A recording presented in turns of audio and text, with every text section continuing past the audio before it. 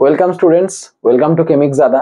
তো আজকে আমাদের ভৌত বিজ্ঞানের পরের যে চ্যাপ্টার, তোমরা এতদিন ধরে পরপর তো ওয়ান শটে যে পুরো সিরিজটা চলছে আমাদের ওয়ান শটে, সেটা তো তোমরা দেখছোই। তো আমরা এবার এর পরের চ্যাপ্টার যেটা আমরা আলোচনা করবো আজকে, সেটা হলো আলো। এতদিন আশা করি এর আগের ভিডিওগুলো তোমরা সকলে দেখেছো এবং তোমাদের ভালো লেগেছে। তো আমাদের এই সিরিজটা সেই হিসাবেই কন্টিনিউ হচ্ছে।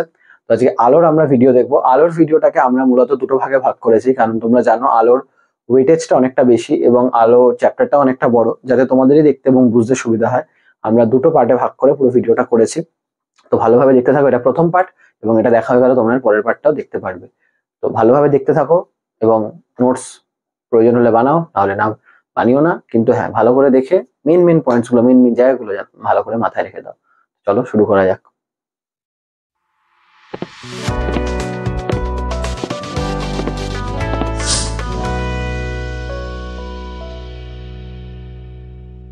তো চলো স্টুডেন্টস, আলোর এই জার্নি শুরু করা যাক। তো নাম থেকেই বুঝতে পারছো এই চ্যাপ্টারটাই তোমাদের জীবনে আলো দেবে। অনেক নাম্বার দিতে পারে কিন্তু চ্যাপ্টারটা, যদি ভালো করে পড়ে যাও। আলো, দেখো যেটা মেইনলি যেটা আছে সবার প্রথমে, সেটা হলো গোলীয় দর্পণে প্রতিফলন। ঠিক আছে, এটা হলো ফার্স্ট টপিক যেটা তোমাদের লাগবে, গোলীয় দর্পণে প্রতিফলন। এবং গোলীয় দর্পণ মানেই তোমরা জানো, একদম স্যার আমরা জানি, দু ধরনের দর্পণ হয়। একটাকে আমরা বলি উত্তল দর্পণ এবং আরেকটাকে আমরা বলি অবতল দর্পণ। ঠিক আছে, একটা উত্তল দর্পণ আর একটা অবতল দর্পণ। এই যে উত্তল দর্পণ আমরা যাকে বলি, উত্তল দর্পণটা কিরকম দেখতে হয়, এই বাইরের দিকে বাঁক থাকে। আর অবতল দর্পণটা কিরকম দেখতে হয়, এই ভেতরের দিকে বাঁক থাকে। আচ্ছা, যে চুলের মতো যে জিনিসটা দিচ্ছে, এটা কি? এটাকে আমরা বলি সিলভারিং করা বা রূপোর প্রলেপ। বাংলায় বললে এটাকে বলে রূপোর প্রলেপ। যদি কারোর মনে প্রশ্ন থাকে, এই প্রশ্ন মাধ্যমিকে দেবে না, আমি তোমাদের যা জানার জন্য বলে রাখছি। যদি কারোর মনে প্রশ্ন থাকে কেন রূপোর প্রলেপ দেওয়া হয়, রূপোর প্রলেপ দেওয়ার কারণ এটাই, যাতে প্রতিফলনটা ভালো হয়, প্রতিসরণ বা শোষণের দ্বারা আলোর শক্তি বিনষ্টটা কম হয়, বেশি ভালো প্রতিফলন হয়, বেশি ভালো প্রতিবিম্ব তৈরি হয়। সেটাই কিন্তু রূপোর প্রলেপ দেওয়ার মেন কারণ। যাই হোক, তো বুঝতেই পারছো উত্তল দর্পণ মানে বাইরের দিকে বেঁকানো, অবতল দর্পণ মানে ভেতরের দিকে ঢোকা। একটা চামচ হিসাবে ভাবলে, যদি আমার হাত থেকে চামচ মনে করো, তাহলে দেখো এই যে ভেতরের দিকে ঢোকা, যেখানে তুমি জিনিসটাকে খাও, সেটা হলো অবতল, আর বাইরের দিকটা উত্তল। ঠিক আছে, এই উত্তল দর্পণ এবং অবতল দর্পণের উপরে আমাদের কিন্তু পুরো জিনিসটা দাঁড়িয়ে আছে এখানে। আচ্ছা, এবার আমাদের এদের জ্যামিতি সম্বন্ধে একটু জিনিসটা জানতে হয়, সেটা আমি একটু ছোট করে এবার বলা শুরু করি। ছোট ছোট ছোট ছোট করে জিনিসগুলো বলে দিই, জানো তোমরা সবই, জাস্ট একটা রিক্যাপিচুলেশন। দেখো, আমি যদি এই উত্তল দর্পণটা আগে এঁকে রাখি, কারণ আমাকে বারবার পয়েন্টিং করতে হবে, অনেক কিছু করতে হবে। অবতল দর্পণটা এঁকে রাখলাম।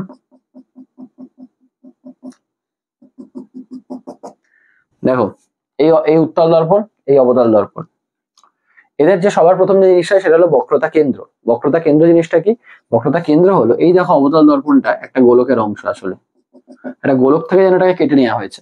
তো এই গোলকের একটা নিশ্চয়ই কেন্দ্র ছিল, একদম, তাহলে এই কেন্দ্রটাকে আমরা বলি বক্রতা কেন্দ্র।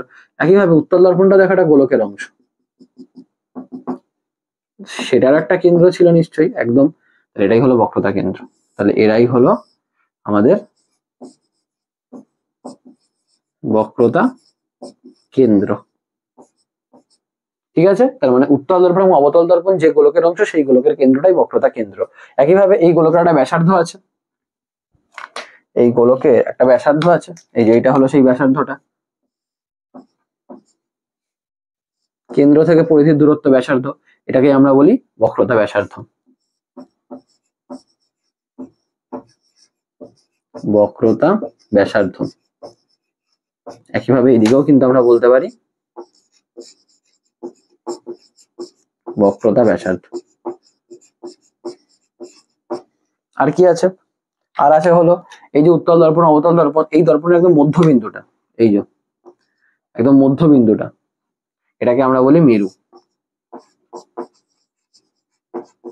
এটাকে আমরা বলি মেরু। তার মানে মেরুর বেসিক কনসেপ্টটা কি? জ্যামিতিক মধ্যবিন্দু, মনে রাখবে, জ্যামিতিক মধ্যবিন্দু, এটা হলো মেরুর মেন কনসেপ্ট। হয়ে গেল, তাহলে বক্রতা ব্যাসার্ধ, বক্রতা কেন্দ্র, মেরু জেনে নিলাম। এবার এই বক্রতা কেন্দ্র, আচ্ছা এটা একটা নাম দিয়ে দিই সি। সি, এই মেরুটার নাম দিয়ে দিই পি, এই মেরুটার নাম দিয়ে দিই পি। আমি একই সাথে কিন্তু অবতল এবং উত্তল দুটোকে দেখিয়ে দিচ্ছি। আচ্ছা, এই যে মেরু এবং বক্রতা কেন্দ্র সংযোগকারী সরলরেখাকে বলা হয় প্রধান অক্ষ। তার মানে এই যে আমি যে ডটেড লাইনটা নিয়েছি দুদিকে আমি টেনে মানে বেশি বাড়িয়েছি, ওটাকে আমরা বলি প্রধান অক্ষ। প্রধান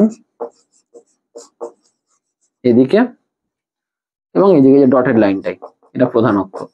প্রধান অক্ষর মেন গল্পটা কি, কে কে সংযোগকারী, এটা কিন্তু অনেকেই ভুলে যায়, বক্রতা কেন্দ্র এবং মেরু সংযোগকারী। ঠিক আছে, কোথায় লিখবো, এখানে লিখে দিই, বক্রতা কেন্দ্র ও মেরু সংযোগকারী রেখা, সংযোগকারী।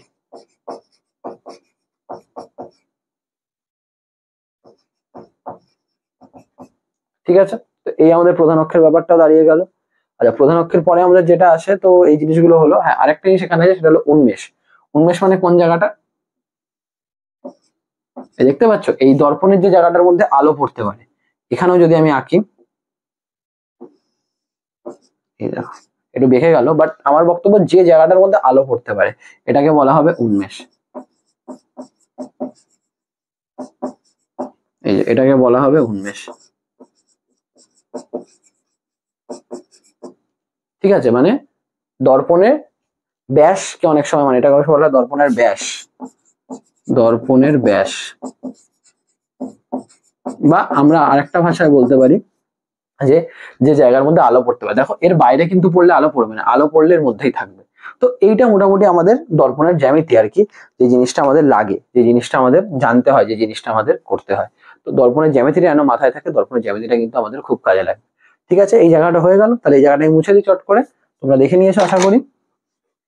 আচ্ছা, এবার যে জিনিসটা আসে সেটা হলো দর্পণের জ্যামিতি তো হয়ে গেল। এবার এই দর্পণ দুটোর আমাকে একটুখানি একটা জিনিস শিখতে হবে। সেই জিনিসটা কি বলতো, সেই জিনিসটা হলো যে এই দর্পণে আলো পড়লে কিরকম খেলা হয়, মানে খেলা হয় মানে আলো পড়লে আলোটা কোন দিকে যায় এবং কিভাবে যায় সেটা আমাকে একটু দেখতে হবে। দেখো আমি দেখাচ্ছি, আমি অবতল উত্তল দুটোই দেখাচ্ছি। যদি তুমি অবতল দর্পণের কথা ভাবো,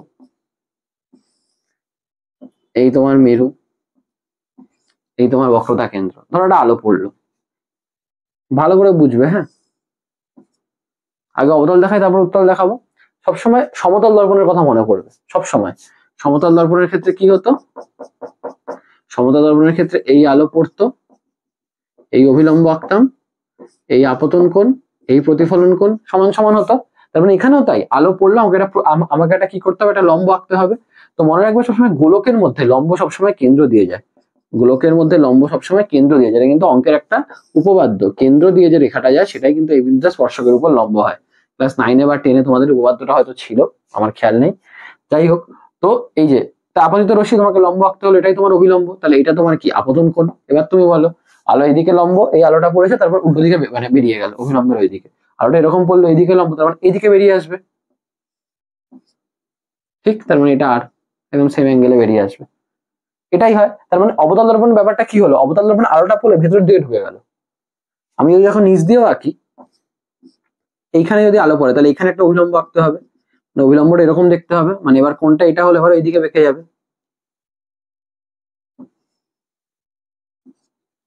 মানে ব্যাপারটা বুঝতে পারলাম, আমি কি বললাম, যে আলোটাকে নিয়ে ভেতরের দিকে ঢুকিয়ে দিচ্ছে।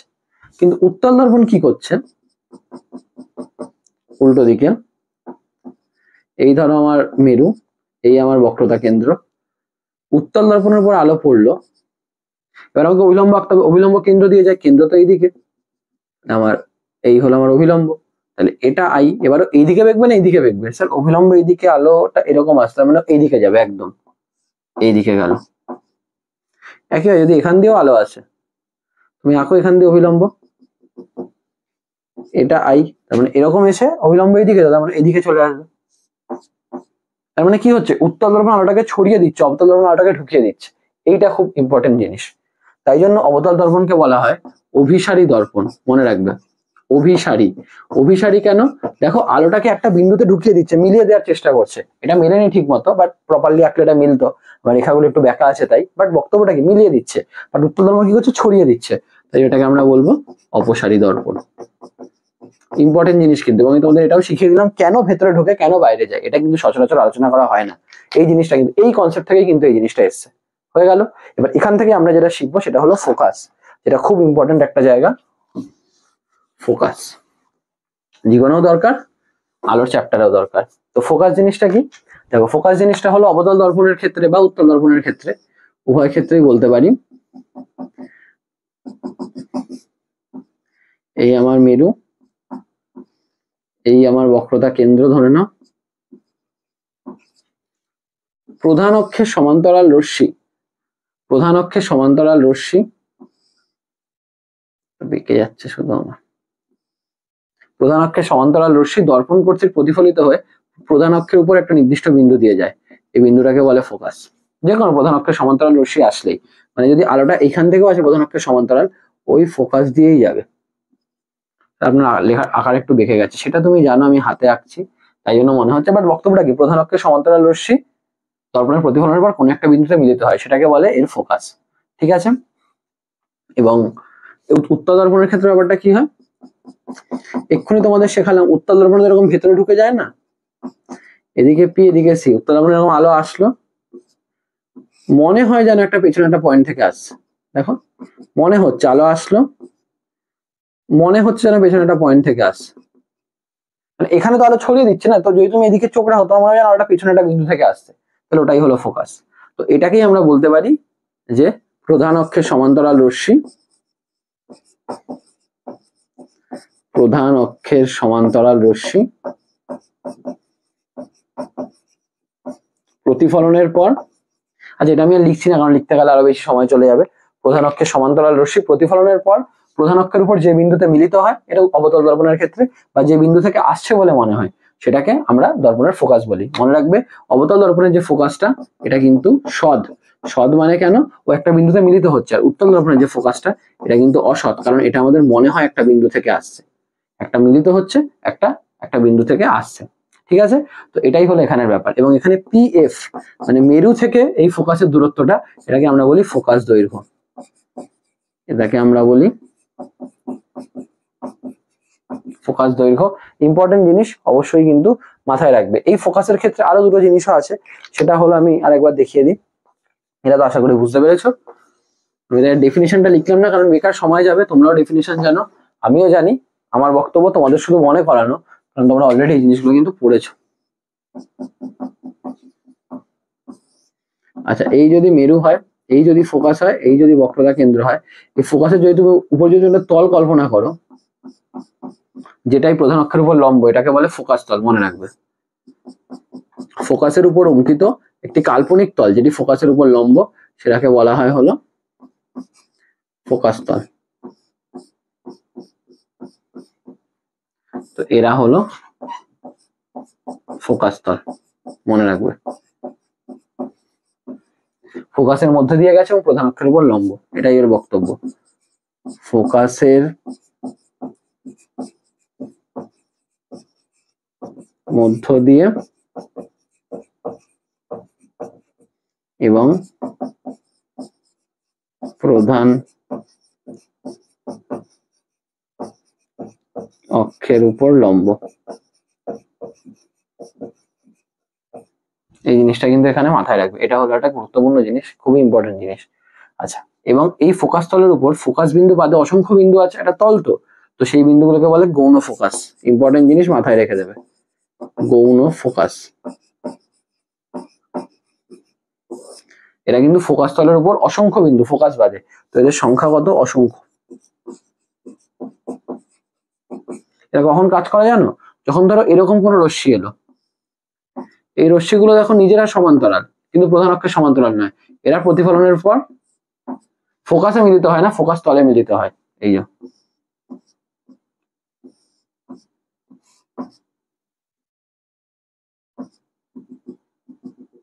যে মনে একটা বিন্দু থেকে আসে, তার মানে নিজেরা সমান্তরাল কিন্তু প্রধান অক্ষের সঙ্গে সমান্তরাল নয়। যদি প্রধান অক্ষের সাথে সমান্তরাল হতো, নিজেরাও সমান্তরাল হতো, তাহলে তো ফোকাসেই মিলতো। যদি নিজেরা সমান্তরাল হয় কিন্তু প্রধান অক্ষের সাথে সমান্তরাল না হয়, তারা কিন্তু মনে হয় প্রতিফলনের পর ফোকাসে মিলছে বা ফোকাস থেকে আসছে বলে মনে হচ্ছে, এবং সেগুলো সবই ফোকাস তলের উপর অবস্থিত। তো সেটা হলো গৌণ ফোকাস, তার সংখ্যা অসংখ্য, কারণ এখানে অসংখ্য বিন্দু আছে। ইম্পর্টেন্ট জিনিস, এটাও কিন্তু মাথায় রেখে দিও। ঠিক আছে, এটা আমাদের লাগবে।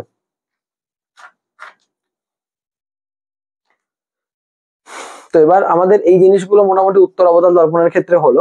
এবার যে জিনিসটা আমাদের লাগবে বা তোমাদের যেটা মাথায় রাখতে হবে সেটা হলো উত্তল অবতল দর্পণে কি করে রশ্মি চিত্র অঙ্কন করতে হয় এবং কি করে বস্তুর বিভিন্ন অবস্থানের জন্য প্রতিবিম্বের গঠনটা দেখতে হয়, সেটা একটা ইম্পর্টেন্ট জায়গা।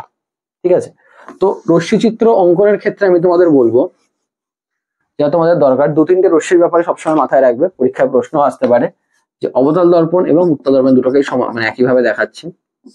এই ধরো অবতল দর্পণ, এই ধরো উত্তল দর্পণ। যদি প্রধান অক্ষের সমান্তরাল রশ্মি যায় সেটা মনে হয় ফোকাস থেকে আসছে, ঠিক? এখানে প্রধান অক্ষের সমান্তরাল রশ্মি গেলে ফোকাস দিয়ে যাচ্ছে। উল্টোটা কিভাবে, এটা হলো ফার্স্ট প্রধান অক্ষের সমান্তরাল রশ্মির ক্ষেত্রে। সেকেন্ডের ক্ষেত্রে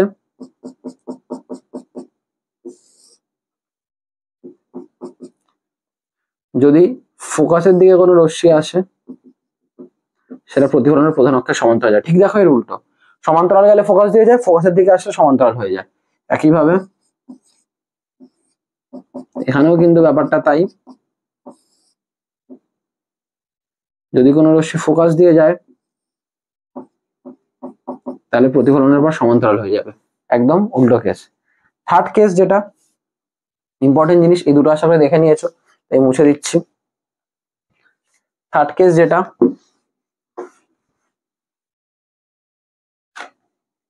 সেটা হলো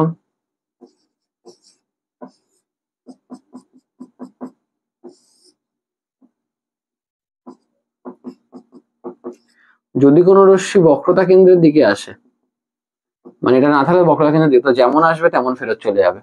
একইভাবে এখানেও কিন্তু তাই, খুব ইম্পর্টেন্ট কিন্তু যে তিনটে আমি বললাম, যদি কোনো রশ্মি বক্রতা কেন্দ্রের দিকে আসে বা বক্রতা কেন্দ্রের মধ্যে দিয়ে যায়, তো যেমন আসবে তেমনই চলে যাবে।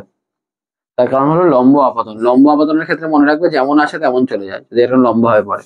বক্রতা কেন্দ্রের মধ্যে দিয়ে যেটা আসে সেটাই লম্ব আপাতন, কারণ আমি একটু আগেই বললাম কেন্দ্রের মধ্যে দিয়ে রেখাটা যায় সেটাই লম্ব। তো সেই কারণে কিন্তু এই তিনটে রশ্মি, যে তিনটে রশ্মি দেখালাম তোমাদের কাজে লাগবে, তো এই তিনটে অবশ্যই তোমাদের কিন্তু মাথায় রাখতে হবে। ঠিক আছে, আচ্ছা এই প্রসঙ্গে এবার যেটা তোমাদের বলতে হবে আমাকে সেটা হলো এক ধরনের রশ্মির কথা, ওটাও তোমাদের জন্য কাজে লাগতে পারে, সেটা হলো উপাক্ষীয় রশ্মি।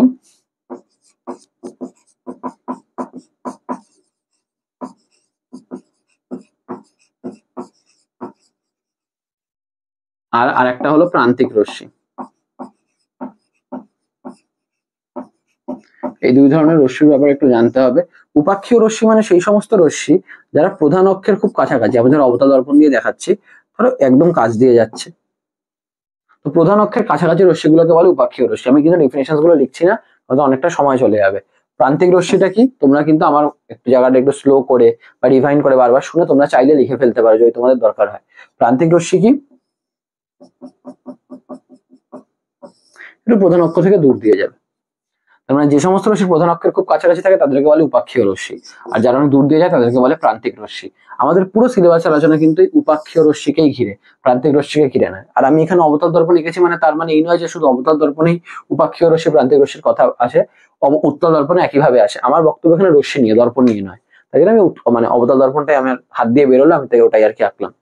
তো সেই কারণে উপাক্ষীয় রশ্মি এবং প্রান্তিক রশ্মির কথা কিন্তু অতি অবশ্যই মাথায় রাখবে যে কোন রশ্মিটা কি, এবং আমাদের পুরো আলোচনা থাকবে উপাক্ষীয় রশ্মি নিয়ে, যে রশ্মিগুলো প্রধান অক্ষের খুব কাছাকাছি থাকে। ঠিক আছে, এই জিনিসটা মাথায় রাখবে। এবার আমরা একটা খুব গুরুত্বপূর্ণ প্রমাণ করবো, যে প্রমাণটা তোমাদের মাধ্যমিকের জন্য heavy heavy heavy heavily important, সেটা কিন্তু অবশ্যই মাথায় রেখে দেবে। সেটা হলো r ইজিক্যালস টু 2f। এই প্রমাণটা খুব ইম্পর্টেন্ট তোমাদের তোমাদের জন্য, এই প্রমাণটা খুব ভালো করে নিজেরা বুঝবে এবং করবে। তো r ইজিক্যালস টু 2f এর প্রমাণ, আর হলো বক্রতা ব্যাসার্ধ, এফ হলো ফোকাস দৈর্ঘ্য। তো এই ক্ষেত্রে আমি সবসময় সাজেস্ট করব তোমাদের দুটো ছবি আঁকতে, উত্তল দর্পণের এবং অবতল দর্পণের। ধরো এটা অবতল দর্পণের ছবিটা, এখানে কি এই আরো সমান্তরাল রশ্মি এলো, ঠিক আছে, এই অভিলম্ব এবং এই ধরো ফোকাস দিয়ে গেল, তো এই হলো আই, এই হলো আর, এটা সি, এটা এফ, এটা পি। তো এইখানে যে পি সি সেটা হলো আর, যেটাকে আমরা বক্রতা ব্যাসার্ধ বলছি, আর যে পি এফ সেটা হলো ফোকাস দৈর্ঘ্য, সেটাকে আমরা স্মল এফ বলছি। আমাকে দেখাতে হবে এটা একদম এর মাঝখানে। এটা উত্তল দর্পণের ছবিটা আঁকলাম, আগে একটা যে মানে অবতল দর্পণের ছবিটা আঁকলাম, একটা জিনিস দিয়ে একটু বুঝে নাও, তাহলে অন্য জিনিস দিয়েও তুমি ইজিলি বুঝে যাবে। একটু নাম দিয়ে দাও, এখানে নাম দিয়ে দাও এম ধরে নাও। এবার তুমি দেখো আমরা প্রতিফলনের সূত্র অনুসারে, প্রতিফলনের সূত্রানুসারে আমরা এখানে বলতে পারি যে তোমাকে নাম দিয়ে দিতে হবে এ এম, এখানে বি দিয়ে দাও। এ এম হলো আপতিত রশ্মি, এগুলো বলে দেবে। এ এম আপতিত রশ্মি, সবসময় এগুলো বলে দেওয়ার অভ্যাস রাখবে। বি এম হলো প্রতিফলিত রশ্মি,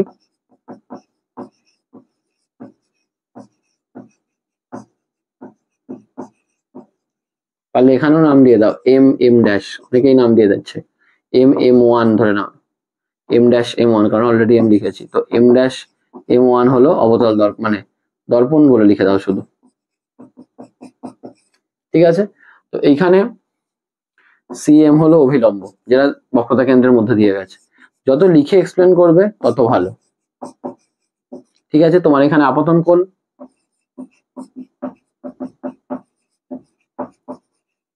আপতন কোণটা কত, এই যে কোণটা, কোণ A M C equals to I. প্রতিফলন কোণ, এই যে দেখো C M F ইজিক্যালস to R. তো প্রতিফলনের সূত্র অনুসারে আমরা কি বলতে পারি, আই ইজিক্যালস টু আর, এটা আমরা বলতে পারি। এই দুটো কোণ সমান। আবার দেখো খেয়াল করে, কোণ M C F ইজিক্যালস to I, যেহেতু একান্তর কোণ এ এম সি। দেখো এরা দুজন, এই যে এ এম আর এই যে সিপি সমান্তরাল আর মাঝে ভেদক, তার মানে এই কোণ দুটো সমান হয়, একান্তর কোণ, মানে এটাও কত আই। আবার আমি কি বলেছি, আই ইজিক্যালস টু আর, তার মানে কোণ এম সি এফ ইজিক্যালস টু কোণ সি এম এফ। এই যে এই কোণটার এই কোণটা সমান, মানে M C F ইজিক্যালস to C M F, M C F আর সি এম এফ সমান, আমরা বলতে পারি M F ইজিক্যালস to F C. মানে এই বাহুটার এই বাহুটাই সমান, কারণ একটা ত্রিভুজের দুটো কোণ সমান হলে তার বাহুগুলো সমান হয়, এটা লিখে দিতে পারো চাইলে। ত্রিভুজের দুটি বিপরীত কোণ সমান হলে বাহুটাও সমান হয়, যত সম্ভব লিখে দিলে ভালো, ঠিক আছে। এখান থেকে তুমি এটা বলতে পারলে। এবার একটা ইম্পর্টেন্ট লাইন, যেহেতু এ এম উপাক্ষীয় রশ্মি, উপাক্ষীয় রশ্মি না হলে কিন্তু এটা বলা যেত না, যেহেতু এ এমটা উপাক্ষীয় রশ্মি, তো তখন তুমি বলতে পারো যে এম পি এর খুবই কাছে, এম পি এর খুব কাছে। তার জন্য কি হয়ে যাচ্ছে, তার জন্য হয়ে যাচ্ছে যে CF equals to F M, যেহেতু এম পি এর কি খুবই কাছে, তুমি বলতে পারো CF equals to F P. আমি এখানে লিখছি CF equals to F P, অতএব PC equals to CF plus F P, তার মানে আর ইজিক্যালস টু 2CF ইজিক্যালস টু 2F, বা আমি এখানে লিখে দিচ্ছি আর ইজিক্যালস টু 2F। আশা করি বুঝতে পারছো, আশা করি দেখতে পাচ্ছ যে আর ইজিক্যালস টু 2CF বা is equals to 2F, CF plus FP, ঠিক আছে। এইটা কিন্তু আমাদের প্রমাণ। আজ আমি যেমন অবতল দর্পণটা আঁকলাম, তোমাদের কাজ কিন্তু অবশ্যই থাকবে একটা দর্পণ দিয়ে তোমরা করে নেবে, একটা দর্পণকে শুধু বুঝে বুঝে আঁকবে যাতে নামকরণ গুলো সেম থাকে, পি এফ সি এই পড়লো, এই গেল, ঠিক আছে। তুমি নাম দিতে পারো এরকম, এ পয়েন্টটার নাম এম, এই পয়েন্টটার নাম বি,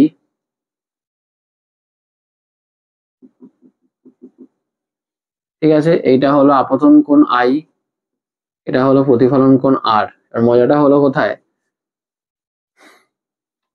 যে এটা আই হলে এটাও আই হবে, অনুরূপ কোণ, দেখো সমান্তরাল সমান্তরাল অনুরূপ। আর এটা আর হলে এই কোণটাও আর হবে, কারণ বিপরীত কোণ। এবার এইটা তোমাকে এখানে বলে দিতে হবে উত্তল দর্পণের ক্ষেত্রে। তবে ছবি এঁকে দিলে দুটো, তুমি একটা দর্পণের ক্ষেত্রে নিয়ে বললে তাতেও কিন্তু কোনো সমস্যা নেই, কিন্তু ছবি যদি দুটো রেখে দিতে পারো তাহলে খুবই ভালো। তুমি বলতে পারো অবতল দর্পণের ক্ষেত্রে তুমি বলছো পুরো ব্যাপারটা, যে তুমি ছবি দুটোই এঁকে দিলে। তো এই আর ইজ ইকুয়ালস টু এর প্রমাণটা কিন্তু খুব ইম্পর্টেন্ট। এবং তাকে কিন্তু শর্ট কোয়েশ্চেন দিয়ে দিতে পারে, যে তোমায় বললো দর্পণের বক্রতা ব্যাসার্ধ, সাপোজ তোমায় বললো 10 সেন্টিমিটার, ফোকাস কত, তো তুমি বুঝে নিলে 10 ইজ ইকুয়ালস টু 2f, তাহলে f মানে কত, 10/2, 5 সেন্টিমিটার। তো এইভাবেও কিন্তু তুমি এটা বলে দিতে পারো। তো এটা খুব ইম্পর্টেন্ট একটা প্রমাণ, যেটা তোমাদের মাথায় রাখতে পারে। ঠিক আছে, এই জায়গাটা হলো গোলীয় দর্পণের একটা ইম্পর্টেন্ট জায়গা। আচ্ছা, আর এখানে কি আছে, আর হলো বস্তুর বিভিন্ন অবস্থানের জন্য প্রতিবিম্ব গঠন। ঠিক আছে, এটা মুছে দিই, এটা তো বুঝতেই পারলে।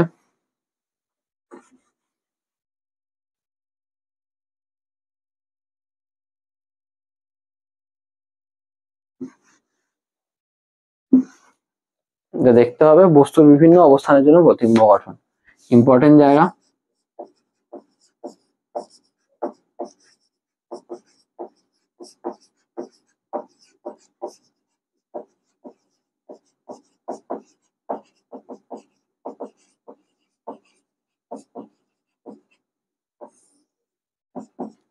ঠিক আছে, সবার প্রথমে 1 নম্বর,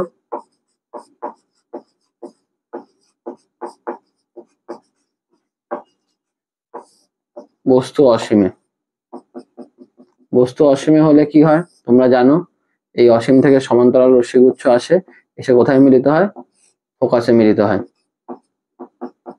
ঠিক আছে, এটা তোমরা জানো। তাহলে প্রতিবিম্বের ব্যাপারে যদি বলতে হয়, প্রতিবিম্বের 1 নম্বর বৈশিষ্ট্য সৎ, কারণ আলো মিলে যাচ্ছে। 2 নম্বর বস্তিত, সৎ মানেই অবশিষ্ট, মনে রাখবে, মানে উল্টানো।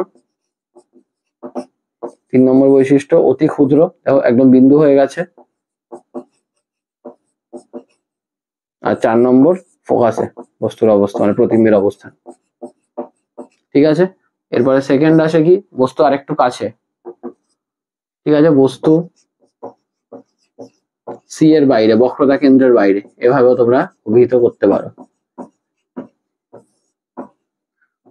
এটা আমরা অবতল দর্পণে দেখছি।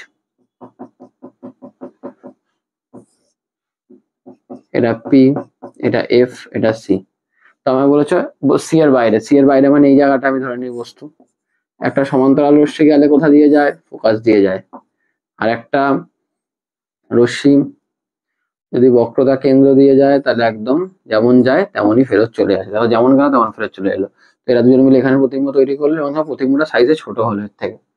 ঠিক আছে, তো এখানে তুমি বৈশিষ্ট্যগুলো কি বলতে পারো, এটা সৎ, উল্টানো, অবভিয়াসলি অবশিষ্ট, ক্ষুদ্র, দেখো সাইজে ছোট হয়েছে। ঠিক আছে, এর আকার বড়, এর আকার ছোট। আর 4 নম্বর বলে দিতে পারো সিওএফ এর মাঝে। তো তোমায় যদি আজকে এরকম প্রশ্ন করে যে অবতল দর্পণের ক্ষেত্রে ক্ষুদ্রাকৃতি সদ্বিম্ব গঠনের রশ্মিচিত্র অঙ্কন করো, তোমায় কিন্তু এই ছবিটাকে এই বৈশিষ্ট্যগুলো বলে দিতে হবে। এই ছবিগুলো কিন্তু ইম্পর্টেন্ট, তোমাদের কিন্তু পরীক্ষায় কিন্তু আসতেই পারে, এটা একদম তোমাদের আমি বলে দিলাম। ঠিক আছে, এই ছবিটা কিন্তু ইম্পর্টেন্ট ছবিগুলোর মধ্যে একটা, মাথায় থাকে জানো। ঠিক আছে, আচ্ছা এটা গেল। থার্ড আসে হলো বস্তু আরেকটু হয়ে গেল সি এর উপর, বস্তু বক্রতা কেন্দ্রে। তো বক্রতা কেন্দ্রে হলে ব্যাপারটা কি হয়ে যায়, এই পি এফ সি। তো বক্রতা কেন্দ্রে হলে এই একটা সমান্তরাল রশ্মি গেল, এই ফোকাস দিয়ে গেল। 1 মিনিট, একটু জিনিসটা ভুলভাল হয়ে গেল। বক্রতা কেন্দ্রে আঁকার সময় তোমাদের ভালোর জন্য বলছি, এর সমান উল্টোকে এঁকে নেবে, কারণ তোমরাও জানো এখানে সমান হয়। তো এঁকে না, কারণ এটা অনেক সময় হাতে করলে মেলে না, করে ঠিক মতো বাড়াবে। ব্যাক ট্রেসিং বলে এটাকে, যাতে তোমার আমার বক্তব্য আমার ছাত্রছাত্রীদের যেন ভুল না হয়, কারণ এটা তো অনেক সময় মিললে ওরকম ভাবে মেলে না। তো আগে সমান করে উল্টো করে তুমি একটা সমান্তরাল গিয়ে ফোকাস দিয়ে গেল, একটা ফোকাস দিয়ে গিয়ে সমান্তরাল হয়ে গেল। এখানে কি হয়, 1 নম্বর সদ, 2 নম্বর তোমাদের তাদের স্যার যারা বার করেছিল না, তারা এর তো মাপ নিয়ে আঁকার ব্যাপার আছে না, তুমি যদি দর্পণের মাপটা নিয়ে আঁকো না, তোমার সব ঠিকঠাকই আসবে। আমরা ফ্রি হ্যান্ড ড্রয়িং করছি বলে আমি তোমায় বললাম। 3 নম্বর এক্ষেত্রে সমান হয়ে গেল, এবং প্রতিবিম্বের অবস্থান কোথায়, বক্রতা কেন্দ্রেই। তো ইম্পর্টেন্ট জায়গা হলো এইটা খুবই। বস্তু বক্রতা কেন্দ্রে, এটা মোটামুটি ইম্পর্টেন্ট, কিন্তু এটা বেশি ইম্পর্টেন্ট। ঠিক আছে, তিনটে দেখলাম, আরো তিনটে আছে আমাদের, সেই তিনটা আমাদের একটু দেখতে হবে। এই তিনটের বাইরে এই ছবি এঁকে কিন্তু মানে প্রতিবিম্বের বৈশিষ্ট্য লেখা, এটাই দরকার। তবে একটা জিনিস খেয়াল করে দেখো, আমি এই জায়গাটা মুছে দিলাম, যখন বস্তু অসীমে ছিল প্রতিবিম্ব ফোকাসে, বস্তু একটু কাছে হলো, প্রতিবিম্ব ফোকাস আর বক্রতা কেন্দ্রের মাঝে চলে এলো, সাইজ একটু বড় হলো, বাট স্টিল এর থেকে ছোট। বস্তু আরো এগিয়ে গেল বক্রতা কেন্দ্রে, প্রতিবিম্ব বক্রতা কেন্দ্রে চলে এলো এবং সমান সাইজের হয়ে গেল। এবার কি বস্তু আরেকটু এগোবে বক্রতা কেন্দ্র আর ফোকাসের মাঝে, প্রতিবিম্বটার বাইরে বেরিয়ে যাবে, কারণ এখন দুজনে এইভাবে ছিল, একবার আগে যাবে এবার বাইরে বেরিয়ে যাবে, আর সাইজে কি হয়ে যাবে, বড় হয়ে যাবে। তো একটা অদ্ভুত সিমেট্রি কিন্তু এখানে কাজ করে। ঠিক আছে, তো এখানে বস্তু সি ও এফ এর মাঝে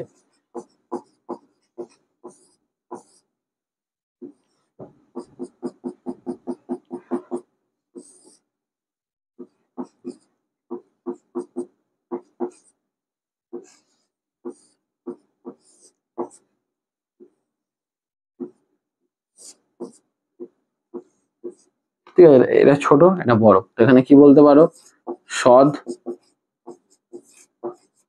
অবশিষ্য, 3 নম্বর বলতে পারো বিবর্ধিত, সাইজে বড় হয়ে গেছে, আর 4 নম্বর বলতে পারো সি এর বাইরে।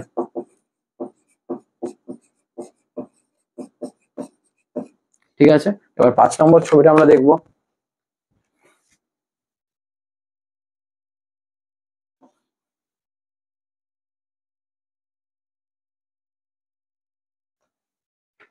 এটাও কিন্তু একটা ইম্পর্টেন্ট ছবি।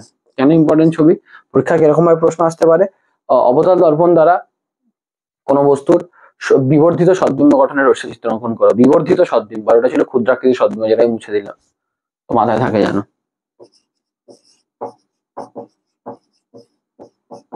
বস্তু ফোকাসে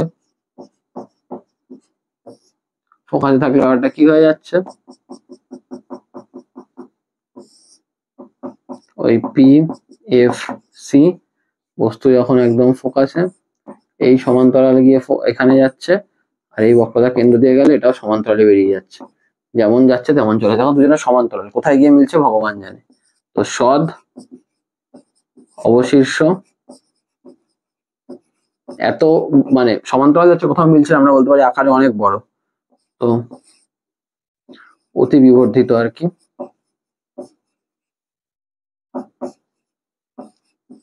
এবং কোথায়, অসীমে, কারণ কোথায় মিলছে সমান্তরাল রশ্মি, কোথায় মেলে আমরা জানি, অসীমে। আর last case,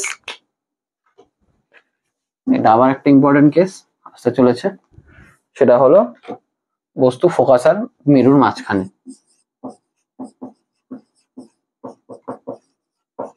F O P এর মাঝে।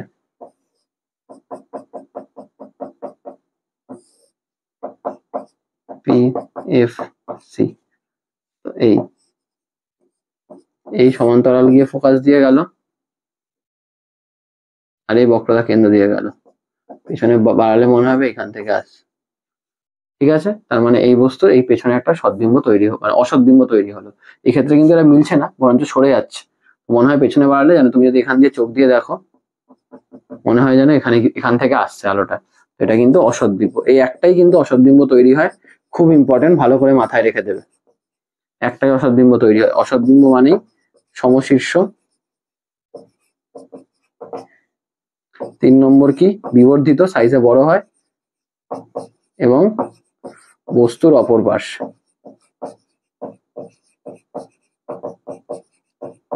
তো এইগুলো সবই ছিল অবতল দর্পণে রশ্মিচিত্র গঠন, এটাও কিন্তু ইম্পর্টেন্ট। তো এইগুলো সবই ছিল অবতল দর্পণে মানে রশ্মিচিত্র গঠন। এই 6টা কেস আছে, 6টা কেসের মধ্যে যে 3টে কেস ইম্পর্টেন্ট, আমি 3টে স্টার দিয়ে রেখেছি, এটা এখানে সেকেন্ডে এটা ছিল, তো খুব ইম্পর্টেন্ট। এবার উত্তল দর্পণের যদি আমরা দেখি, এটা তো অবতল দর্পণে গেল,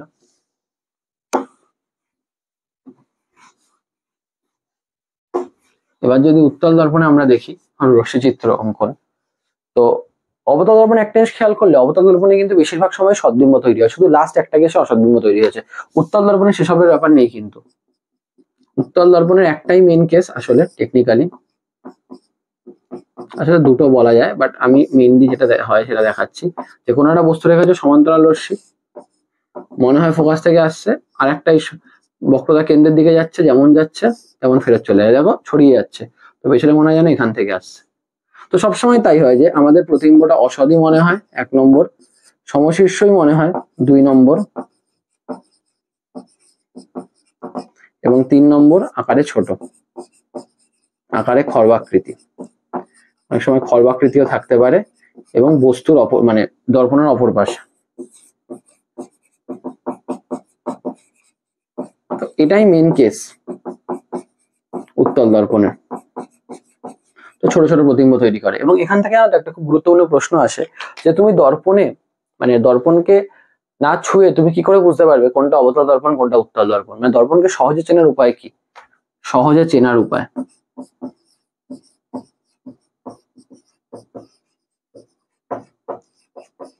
যে মানে উত্তল না অবতল কি করে চিনবে? খুব কাছে আঙুল নিয়ে আসো, খুব কাছে আঙুল যখন খুব কাছে নিয়ে আসবে অবতল দর্পণে বড় দেখাবে এবং উত্তল দর্পণে ছোট দেখাবে। দেখো উত্তল দর্পণে সবসময় ছোট দেখায়, আর এখানে এত ব্যাপারও নেই অবতল দর্পণের মতো, কারণ অবতল দর্পণে এইদিকে সব পিএফসি ছিল, তো এর বাইরে এর ভেতরে এইসব ব্যাপার স্যাপার ছিল, এখানে সবই তো এইদিকে। আর তুমি এদিকে বস্তু রাখতে পারবে না, কারণ দিকের উপর প্রলেপ আছে, তো যা তুমি এদিকেই রাখতে হবে, তো এইদিকে তো অত কিছু ব্যাপার নেই। তো অবতল দর্পণে আঙুলকে খুব কাছে নিয়ে আসলে ছোটই দেখাবে, এই যে এখানে। আর উত্তল দর্পণে সব মানে উল্টো বললাম, উত্তল দর্পণে আঙুলকে কাছে নিয়ে আসলে সবসময় ছোটই দেখাবে, কিন্তু অবতল দর্পণে সবসময় এটা বড় দেখাবে। তো আঙুল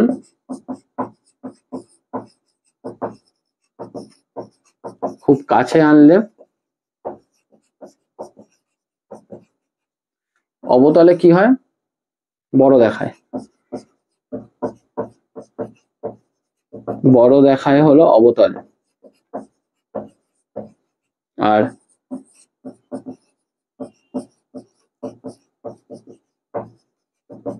ছোট দেখায় উত্তলে।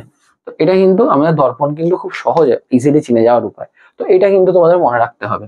আর এখানে লাস্ট যে জিনিসটা তোমাদের একটু মাথায় রাখতে হবে, যেটা তোমাদের পরীক্ষার জন্য ইম্পর্টেন্ট বা তোমাদের লাগতে পারে, সেটা হলো তোমাদের গোলীয় দর্পণের ব্যবহার।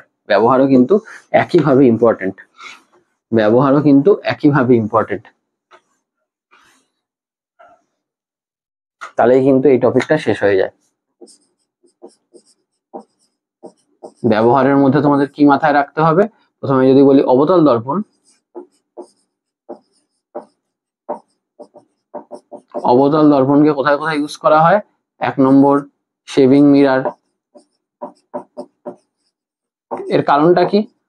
কারণটা আমি আর লিখছি না, যে অবতল দর্পণ খুব কাছে লাগলে কি জায়গাটা বড় দেখায়, তো শেভিং মিরারের ক্ষেত্রে আমাদের কাছে জানলে ওই জায়গাটা বড় দেখায়, তো দাড়ি কাটার সময় সুবিধা হয় যাতে কেটে না যায়। সেকেন্ড কি? ডক্টরস মিরার বা ডেন্টিস্ট মিরার।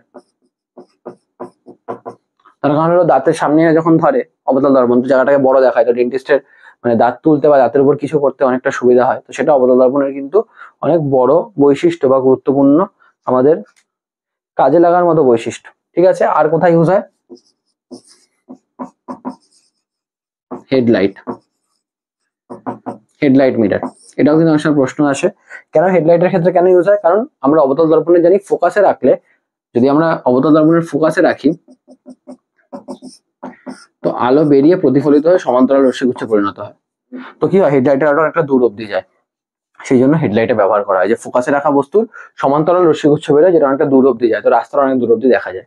তো ওইটা কিন্তু ইম্পর্টেন্ট জিনিস। তবে বর্তমানে অবতল দর্পণের জায়গায় যেটা ব্যবহার করা হয় সেটা হলো অধিবৃত্তাকার দর্পণ, কারণ এর থেকে আরো ভালো সমান্তরাল রশ্মি বেরোয়।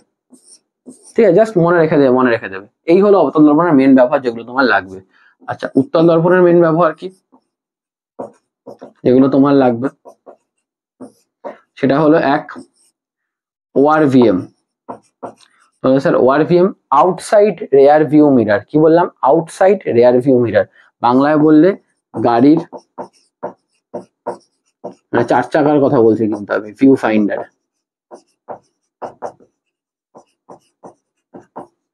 ওআরভিএম আউটসাইড মানে বাইরে যায়, ওই যে একটা গাড়ির কানের মতো যে আয়নাগুলো থাকে বাইরের দিকে, যেখান দিয়ে পেছনের ছোট ছোট গাড়িগুলো দেখা যায়, ওগুলো কিন্তু সবই তোমার এই উত্তল দর্পণ। তার কারণটা কি? উত্তল দর্পণে যে বড় এই প্রশ্নটা অনেকবার দেয় যে কেন গাড়ির মানে ভিউ ফাইন্ডার উত্তল দর্পণ ব্যবহার করা। তার কারণটা হলো খুব সিম্পল, প্রশ্নটা খুব গুরুত্বপূর্ণ, যে উত্তল দর্পণে আলো পড়লে উত্তল দর্পণ আলোটাকে ছড়িয়ে দেয়, তাই না?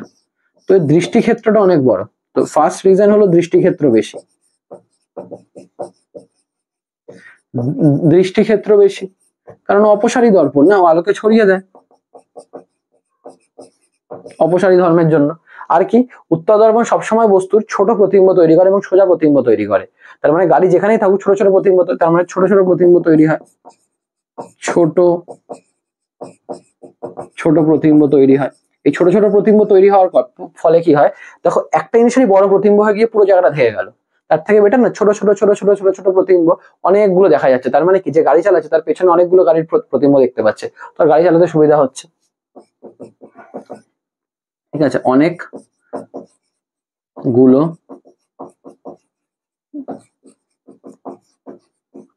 গাড়ি দেখা যায়, কিন্তু অবতল দর্পণ সবসময় সোজা দেখায়, সব থেকে বড় কথা আরেকটা সোজা দেখায়।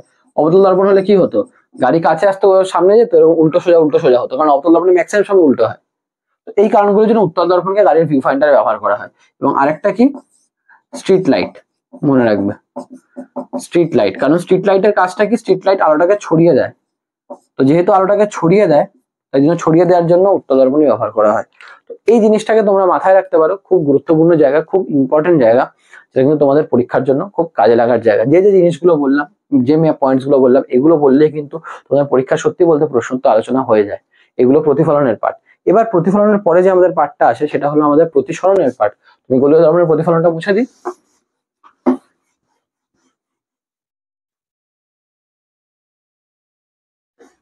এরপরে আমাদের যে পার্টটা আছে সেটা হলো আমাদের প্রতিসরণের পার্ট।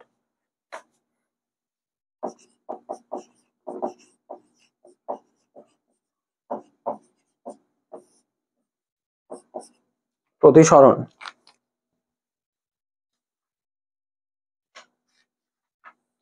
তো প্রতিসরণের মধ্যেও আমাদের কিন্তু বেশ অনেকগুলো জিনিসই আছে যেগুলো আমাদের দেখতে হবে, কিন্তু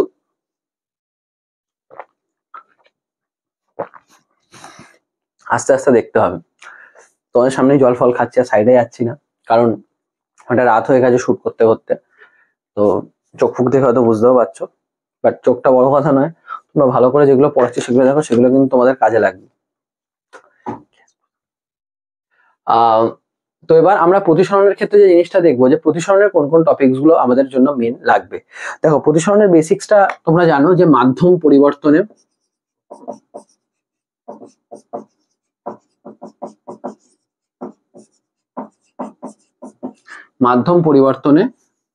আলোক মানে রশ্মির গতিপথ পরিবর্তন, এটাই মেন গল্প। মাধ্যম পরিবর্তন হয়, রশ্মির গতিপথ পরিবর্তন হয়ে যায়। আমি বলি, এটা লঘু মাধ্যম, এটা ঘন মাধ্যম। লঘু থেকে ঘনতে যদি আলো পড়ে, তোমরা জানো আলোটা কি হয়, ওর যাওয়ার কথা এরকম, কিন্তু অভিলম্বের দিকে বেঁকে যায়। তো এটা আই আপতন কোণ, এটা আর প্রতিসরণ কোণ, এবং আমরা জানি আর লেস দ্যান আই। ঠিক আছে, এবং এই ক্ষেত্রে চ্যুতি মানেও তোমরা জানো কতটা বেঁকে গেছে, তা এতটা বেঁকে গেছে, আমরা কি বলতে পারি, আই থেকে আর বিয়োগ করে দাও। এবং একইভাবে যদি ঘন মাধ্যম থেকে লঘু মাধ্যমে আসে, আমার হয় হলো এই আলো পড়লো, এই আই ও যাওয়ার কথা এরকম দূরে চলে যাবে অভিলম্ব থেকে। এবার কিন্তু চ্যুতিটা এইটা, মানে ওর যাওয়ার কথা এরকম কিন্তু আরো দূরে চলে গেল, তার মানে এইটা চ্যুতি। এখানে বুঝতেই পারছো আর গ্রেটার দ্যান আই, চ্যুতিটা হলো আর মাইনাস আই। এটাই প্রতিসরণ, যে যখনই মাধ্যমের পরিবর্তন হচ্ছে তখনই আলোর তার গতিপথ বেঁকে যাচ্ছে, এটাকেই প্রতিসরণ আমরা বলে থাকি। আচ্ছা, এই প্রতিসরণের ক্ষেত্রে লঘু মাধ্যম ঘন মাধ্যমের ব্যাপারটা আমি আসবো। তার আগে আমি এই জিনিসটাও বলে রাখি যে মানে এদের ক্ষেত্রে যদি এবার এরকম হয় লম্ব আপতন, তাহলে কিন্তু স্ট্রেটে আসলে স্ট্রেটই চলে যায়, তখন লঘু ঘন কিছু ম্যাটার করে না। এখানে লঘু থাকুক, এখানে ঘন থাকুক, বা এখানে ঘন থাকুক, এখানে লঘু থাকুক, কিছুই যায় আসে না, ও কিন্তু লম্ব আপতনের সময় স্ট্রেট বেরিয়ে যায়। এটা মাথায় রাখবে। বা আরেকটা জিনিস, যদি সেম মাধ্যম থাকে, এখানে যে মাধ্যম, ধরো এখানেও মাধ্যম এক, এখানেও মাধ্যম এক, তার মানে স্যার তার তো বিভেদ তলটাই নেই তো, তখন আর বিভেদ তলটা থাকলেও যায় আসে না, যদি মাধ্যম এক তাহলে স্ট্রেট বেরিয়ে যায়। যখনই মাধ্যমের পরিবর্তন হবে তখনই আলোর গতিপথেরও পরিবর্তন হয়ে যাবে। এবার এর কারণটা কি, কেন এই জিনিসটা ঘটে থাকে? দেখো, এই জিনিসটা ঘটার মেন কারণ হলো বেগের পরিবর্তন। বিভিন্ন মাধ্যমে আলোর বেগটা বিভিন্ন হয়, মনে রাখবে। মাধ্যম পরিবর্তনে আলোর বেগেরও পরিবর্তন হয়ে যায়। বিভিন্ন মাধ্যমে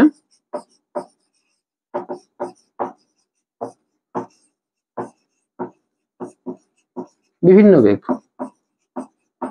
এই যে বেগের পরিবর্তন হয়, এই বেগের পরিবর্তনই কিন্তু আমাদের রশ্মির গতিপথ পরিবর্তনের মূল কারণ। আজকে আলোতে মানে আলো ধরো বায়ুতে একটা স্পিডে চলছে, হঠাৎ করে স্পিডটা ধরো মানে অনেকটা কমে গেল, তখনও এরকম বেঁকে যায়। যদি স্পিডটা বেড়ে যায় তখনও এরকম বেঁকে যায়। তো এবার এটাই বেসিক জিনিস। এবার কেন স্যার কমলেই এদিকে আসে বাঁকলেও এদিকে আসে সেটা নিয়ে ডিটেলে যাওয়া যায়, সেটা আমি ডিটেলে এক্সপ্লেনও করতে পারি, বাট লাগবে না এখন। আমাদের মেইন জিনিস লাগবে হলো বেগের পরিবর্তন, যেন মাধ্যম পরিবর্তনে বেগের পরিবর্তন হয়। আমার এই জিনিসটা আমার জানতে চাই, যাতে আমার পরীক্ষায় যেন আমরা লিখতে পারি যে মাধ্যম পরিবর্তনে বেগের পরিবর্তন হয়, সেই কারণে আলোক রশ্মির গতিপথ বেঁকে যায় এবং প্রতিসরণ আমরা সেই ঘটনাটাকেই বলে থাকি। এবং এই প্রসঙ্গে আমাদের যেটা আসে সেটা হলো এই লঘু মাধ্যম ঘন মাধ্যমের ব্যাপারটা চলে আসে। সেই জন্য যেটা বলে দেওয়া ভালো, সেই টপিকটার নাম হলো প্রতিসরাঙ্ক। এবার আমি একটু মুছে দিই।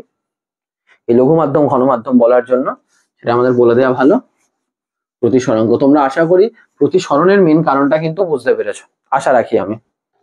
ঠিক আছে, তো সেখানে একটু লঘু মাধ্যম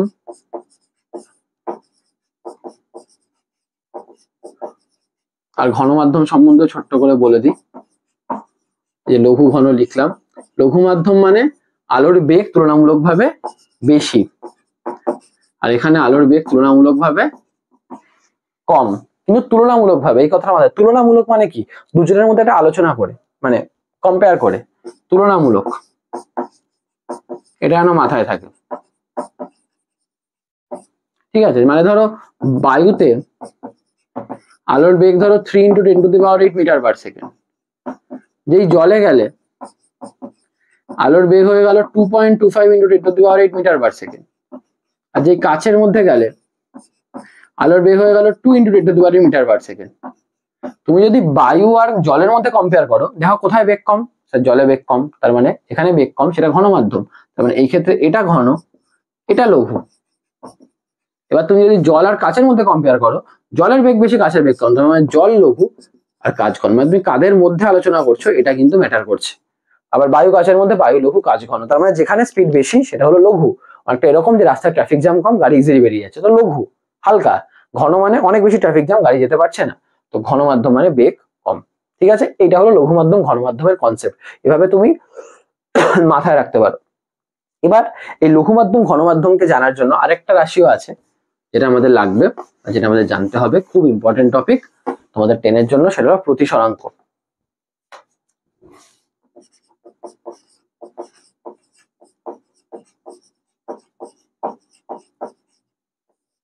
সেটা হলো প্রতিসরাঙ্ক। প্রতিসরাঙ্ক মেইনলি কি, প্রতিসরাঙ্ক আমরা মিউ দিয়ে ডিনোট করি, এই সিম্বলটার নাম মিউ।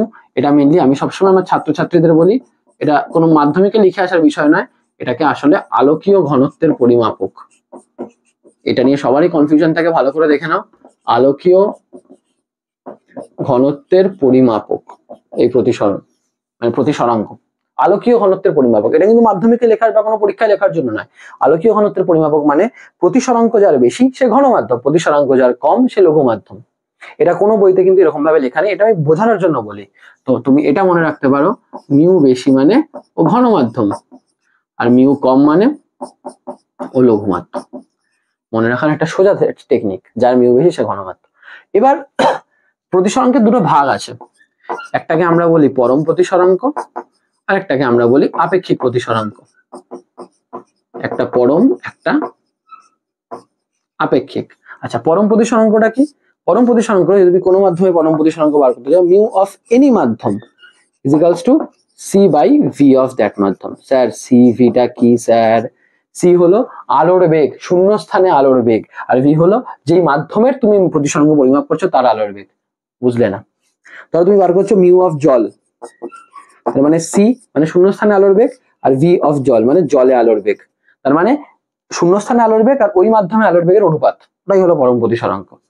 এটা 3 × 10⁸ মিটার পার সেকেন্ড, এটা 2.25 × 10⁸ মিটার পার সেকেন্ড।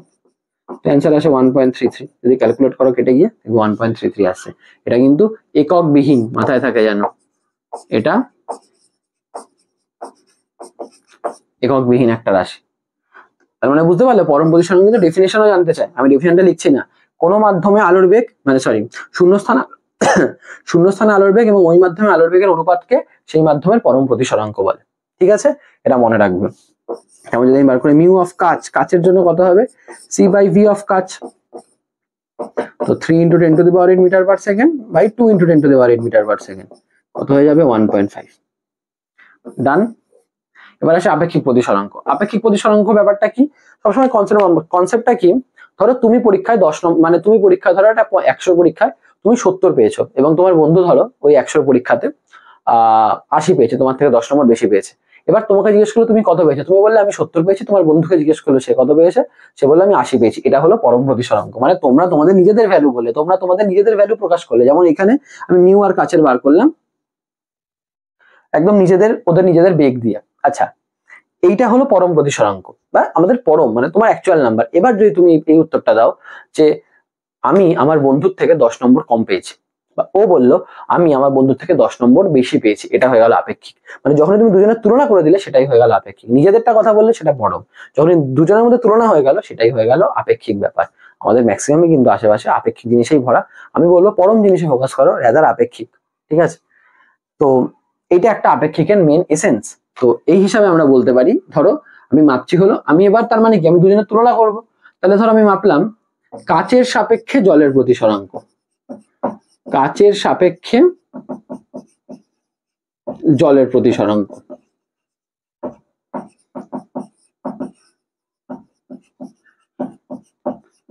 ঠিক আছে, এটাকে আমরা কিভাবে বলতে পারি, কাচের সাপেক্ষে জলের, তো আমরা লিখি G mu W, G for glass, W for water, মানে কাচের সাপেক্ষে জলের, এটাকে লেখা হয় মিউ ডাব্লিউ, মানে মিউ অফ জল বাই মিউ অফ কাচ।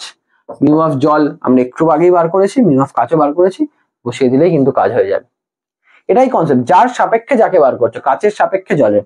যদি বলতে তুমি জলের সাপেক্ষে কাচের, ভালো করে বুঝে নাও, যদি বলতে স্যার জলের সাপেক্ষে কাচের,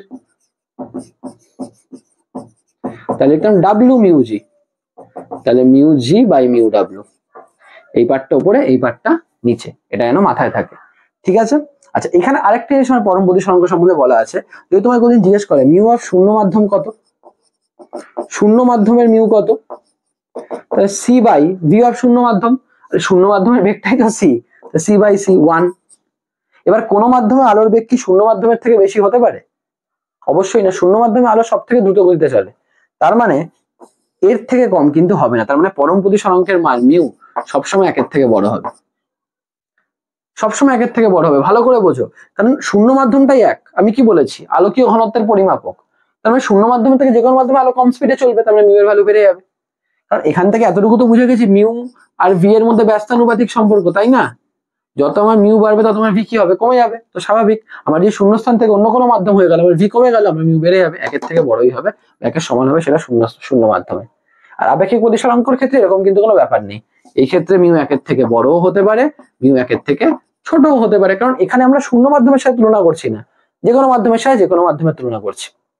আচ্ছা, এই বিষয়ে একটা জিনিসও বলে রাখি, যেমন ধরো আমি বললাম এ মিউ বি, তার মানে কি এ মাধ্যম সাপেক্ষে বি মাধ্যমের প্রতিসরাঙ্ক, এ মাধ্যম সাপেক্ষে, খুব ইম্পর্টেন্ট টপিক কিন্তু এই জায়গাটা,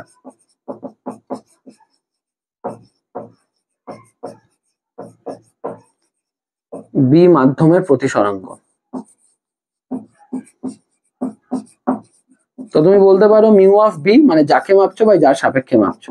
এবার দেখো mu of B by mu of A, mu of বিটা কি হবে C by V of B, আর মিউ অফ এটা কি হবে C by V of A. এটা কোথা থেকে লিখলাম, এই যে পরম থেকে, সিসি কেটে গেল, কত হয়ে গেল V A by V B, এটা উপরে চলে এলো, বিটা নিচে চলে এলো। কারণ তার মানে কি mu B by mu A is equals to V A by V B, উল্টো সম্পর্ক। দেখো আবারও সেই জিনিসটাকে মেলালো, mu B by mu A is equals to V A by V B, এই জিনিসটাকে মেলালো, মিউ আর ভি এর উল্টো সম্পর্ক। তার মানে আপেক্ষিক প্রতিসরাঙ্কের সংজ্ঞা কি হবে, আপেক্ষিক প্রতিসরাঙ্কের সংজ্ঞা হবে যে এক মাধ্যম সাপেক্ষে অপর মাধ্যমের আপেক্ষিক প্রতিসরাঙ্ক ওই দুই মাধ্যমের বেগের অনুপাত। দেখো ওই দুই মাধ্যমের বেগের অনুপাত, এটাই কিন্তু কনসেপ্ট। পরম প্রতিসরাঙ্কের কনসেপ্ট কি, শূন্যস্থান মানে শূন্যস্থানের আলোর বেগ আর ওই মাধ্যমে আলোর বেগের অনুপাত। আর আপেক্ষিক প্রতিসরাঙ্ক তুমি কাচের সাপেক্ষে জলের মাপছো, তো কাচ মিউ জল মানে মিউ জল বাই মিউ কাচ, তো আমরা ভি তে লিখলে ভিজি বাই ভি ডাব্লিউ হয়ে যাবে না, উল্টে যাবে। একইভাবে mu G by mu W লিখলে ভি ডাব্লিউ বাই ভিজি হয়ে যাবে, এবং এই ক্ষেত্রে একের থেকে বড় ছোট দুটোই হতে পারে। কারণ এখানে এরকম ব্যাপার নেই ওর থেকে বেশি হতে পারবে না, ওর থেকে বেশি হতে পারবে। তো এটাই কিন্তু মজা, পরম প্রতিসরাঙ্ক সবসময় একের সমান বা তার থেকে বেশি হবে, কিন্তু আপেক্ষিক প্রতিসরাঙ্ক যা ইচ্ছে হতে পারে, কারণ এটা আমরা দুজনের মধ্যে তুলনা করছি, এটা আমরা শূন্যস্থানের সাপেক্ষে করছি। এই হলো প্রতিসরাঙ্কের ব্যাপার, এটাই প্রতিসরাঙ্কের মেইন জায়গা। এটা কিন্তু খুব ভালো করে দেখো, এটা কিন্তু পরীক্ষার জন্য খুবই ইম্পর্টেন্ট একটা পোর্শন। যখনই তুমি প্রতিসরাঙ্কটা বুঝে গেলে, মিউ তোমার কাছে ক্লিয়ার হয়ে গেল, তখনই আমরা এবার চলে যাবো ডাইরেক্ট প্রতিসরণের সূত্র। প্রতিসরণের দুটো সূত্র আমাদের কাছে খুব গুরুত্বপূর্ণ হবে।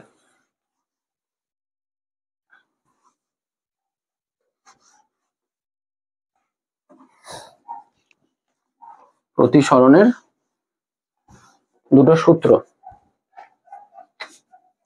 তো প্রথম সূত্র কি বলে, দেখো আমি এখানে একটা ছবি এঁকে রাখছি, এই আলো পড়লো, এই ধরো আলো যাওয়ার কথা, কিন্তু আলো এরকম বেঁকে গেল, তাহলে এটা আই, এটা আর, এটা আমার লম্ব মানে অভিলম্ব।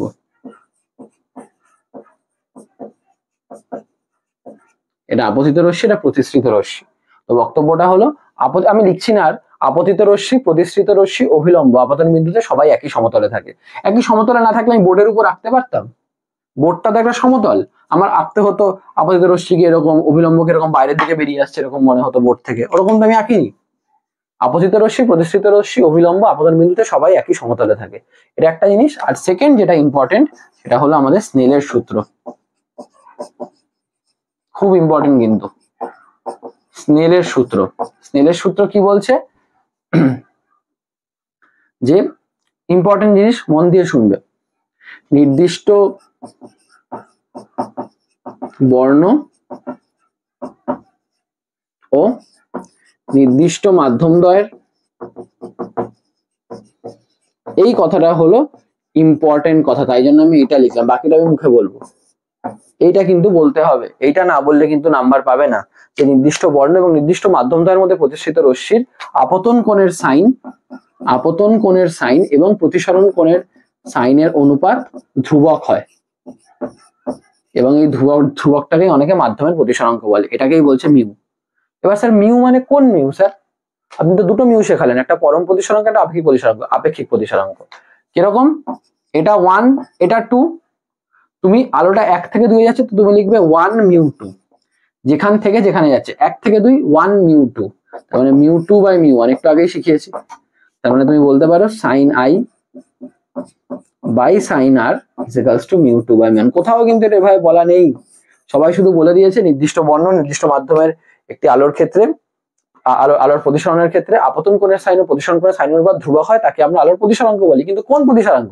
পরম না আপেক্ষিক? তোমরা জানো এটাকে আমরা আপেক্ষিক প্রতিসরাঙ্ক বলি। প্রথম মাধ্যম সাপেক্ষে দ্বিতীয় মাধ্যমের, মোদ্দা কথা যেখান থেকে আলো আসছে আর যেখানে যাচ্ছে, 1 থেকে আসছে 2 এ যাচ্ছে, তার মানে 1 সাপেক্ষে 2 এর 1 মিউ 2, তো mu 2 by mu 1, sine I by sine R হলো মিউ 2 বাই মিউ 1। এটা কিন্তু স্নেলের সূত্র, ইম্পর্টেন্ট জিনিস, খুব ইম্পর্টেন্ট জিনিস, মাথায় রাখবে, পরীক্ষায় লিখতে দিতেই পারে কিন্তু।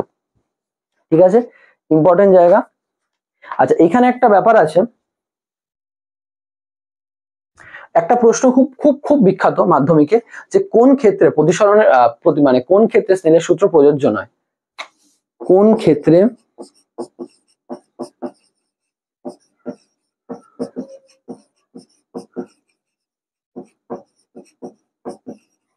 স্নেলের সূত্র প্রযোজ্য নয়।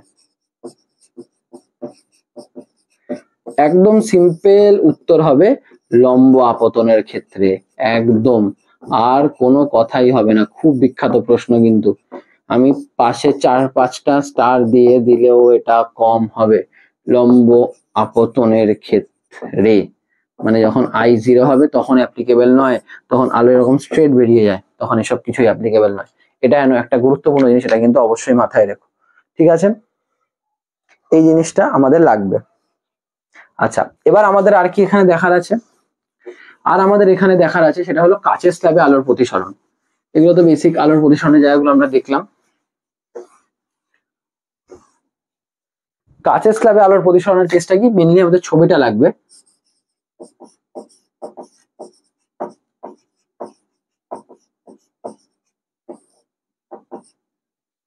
ধরো এই কাচের স্ল্যাব, আলো পড়লো, ভালো করে বুঝে বুঝে আঁকবে। এই ধরো এখানে একটা অভিলম্ব আঁকলে হলো, এদিকে আছে তোমার বায়ু, এদিকে আছে তোমার কাচ, এটা কাচ, আবার এই সাইডে বায়ু, মাথায় রেখে আস্তে আস্তে। তো এইটা আমার আই, এই অভিলম্ব। এবার কি বায়ু থেকে কাছে ঢুকছে, মানে তুমি লঘু থেকে ঘনতে ঢুকছো। লঘু থেকে ঘনতে ঢুকলে খেলাটা কি, আজকে যদি না থাকতো তাহলে স্ট্রেট বেরিয়ে যেত, আজকে কেউ না থাকলে স্ট্রেট বেরিয়ে যেত। লঘু থেকে ঘনতে ঢুকছে কি হবে, অভিলম্বের দিকে বেঁকে যাবে। বাকি দাও হালকা করে, বেঁকে গেল। তাহলে এটা আই হলো, এটা আর হয়ে গেল, খুব ভালো কথা। আবার দেখো আলোর প্রতিসরণ হবে, যখনই মাধ্যম চেঞ্জ হবে তখনই প্রতিসরণ। এখানে চেঞ্জ হয়েছে প্রতিসরণ, এখানে চেঞ্জ হবে প্রতিসরণ। আবার অবিলম্ব আঁকো কষ্ট করে, এঁকে ফেললে। এবার তোমরাই বলো, দুজনের সমান্তরাল, এরা দুজন একান্তর কোণ না, এই কোণটা আর এই কোণটা। তাহলে এটা আর হলে এটাকেও কি লিখবো, স্যার আর লিখবো, খুব ভালো কথা। এবার বলো, ও কাছ থেকে বায়ুতে যাচ্ছে, তার মানে ও ঘন থেকে লঘুতে যাচ্ছে। তাহলে ঘন থেকে লঘুতে গেলে কি স্ট্রেট যেতে পারবে না, অভিলম্বের দিকে বেঁকে যাবে এই। এবং এবং এমনটাই ও বাঁকে যে আলটিমেটলি যদি আজ কাচ স্ল্যাব না থাকতো, আলো এরকম আসতো, এখন এরকম আসছে। দেখো পুরো সমান্তরাল ভাবে আসছে। এটাকে আমরা বলি পার্শ্বীয় সরণ। জাস্ট সরে যায় যেন আলো, জাস্ট যেন আলো সরে গেছে একটুখানি। তো এই ক্ষেত্রে আমরা বলি বিচ্যুতি, কোনো বিচ্যুতি হয়নি, 0 ডিগ্রি। তাহলে এবং আরেকটা জিনিস দেখো, আলো যদি আই কোণে পড়ে আর কোণে বেরোয়, মনে রাখবে আলো আর কোণে পড়লে আই কোণেই বেরোয়, মানে এটাকে আমরা ই লিখি নির্গমন কোণ, কিন্তু আসলে কিন্তু আই ইজ ইকুয়ালস টু ই হয়। খুব ইম্পর্টেন্ট একটা জিনিস কাচের স্ল্যাবের ক্ষেত্রে। আপতন কোণ আমি আর লিখছি না, আপতন কোণ সমান সমান নির্গমন কোণ। তুমি নিজেই ভাবো না, আইতে ঢুকলে মানে আইতে পড়লে আরে ঢুকলে, আরে পড়লেও ইতেই মানে আইতেই বেরোবে, স্বাভাবিক। তো এটা কিন্তু ইম্পর্টেন্ট, এটা কাচের স্ল্যাবের ছবি। ছবিটা খুব ইম্পর্টেন্ট, ছবিটা অবশ্যই মাথায় রাখবে। ছবিটা থেকে কিন্তু তোমাদের প্রশ্ন না, তোমাদের ছবিটা আঁকতে দিতে পারে, এই জন্যই বললাম ইম্পর্টেন্ট জিনিস। ঠিক আছে, কাচের স্ল্যাবে প্রতিসরণ হয়ে গেল। এবার আমরা দেখে নেবো জাস্ট প্রিজম। প্রিজম একটা খুব ইম্পর্টেন্ট জায়গা প্রতিসরণের ক্ষেত্রে। প্রিজমের ক্ষেত্রে ব্যাপারটা কি হয় দেখো, প্রিজমের ক্ষেত্রে তোমরা সকলেই জানো, কেউ কেউ হয়তো প্রিজম দেখেওছো। প্রিজম হলো, এরা ত্রিভুজাকার তল, এই পেছন দিকে বাড়িয়ে দিলে তুমি এরকম আরেকটা এরকম দেখতে পারবে ব্যাপারটাকে, এই আর কি ব্যাপারটা। আঁকাটা বাজে হয়ে গেছে।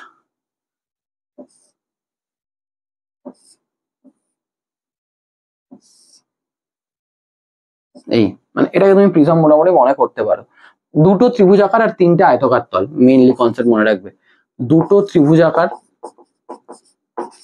ত্রিভুজাকার প্লাস 3টে আয়তকার, মানে মোট 5টা তল। এই দুটো ত্রিভুজাকার 3টে আয়তকার তল, মানে 3টে আয়তকার তল দ্বারা সীমাবদ্ধ স্বচ্ছ প্রতিসারক মাধ্যমকে প্রিজম বলে। স্বচ্ছ প্রতিসারক মাধ্যম কেন, আলোর মধ্যে দিয়ে পাস করতে পারে। আলোটা কিরকম হয় বলতো, আলোটা এই সাইড থেকে এই আয়তকার তলটার উপর পড়ে, এই এসে এই আয়তকার তলটা দিয়ে বেরোয়। আমি যদি 3D তে আঁকি, কিন্তু আমরা 3D তে আঁকি না। আমরা মনে করি, তুমি মনে করো প্রিজমটা এই স্ট্রেট হয়ে গেছে, মানে এই আছে তো প্রিজমটা এরকম ভাবে, তুমি মনে করো স্ট্রেট হয়ে গেছে।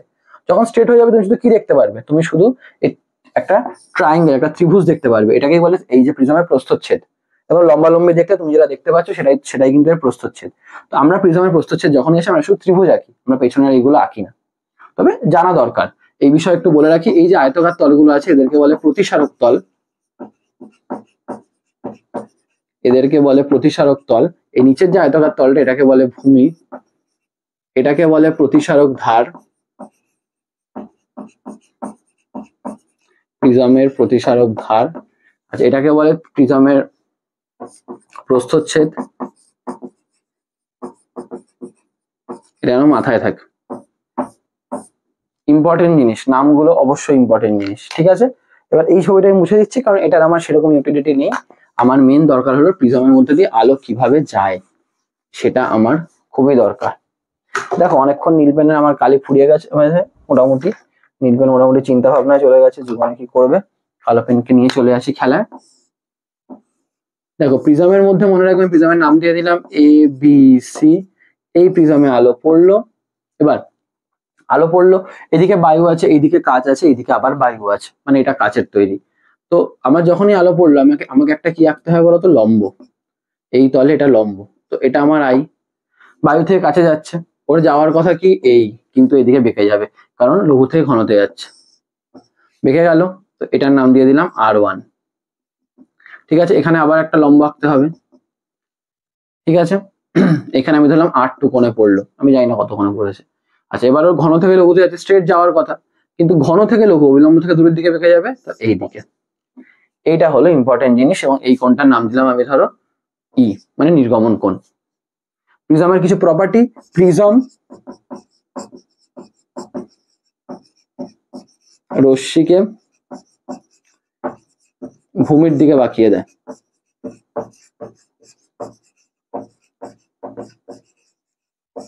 মনে রাখবে, প্রিজম তার উপর আপতিত রশ্মিকে তাকে ভূমির দিকে বাঁকিয়ে দেয়।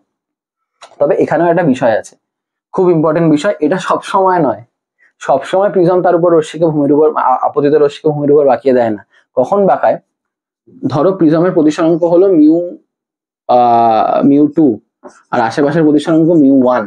যখন মিউ 2 গ্রেটার দ্যান মিউ 1 হয় তখনই, তার মানে যখন প্রিজমের উপাদানের প্রতিসরাঙ্ক পারিপার্শ্বিকের প্রতিসরাঙ্কের থেকে বেশি, তখনই প্রিজম রশ্মিকে ভূমির দিকে বাঁকায়।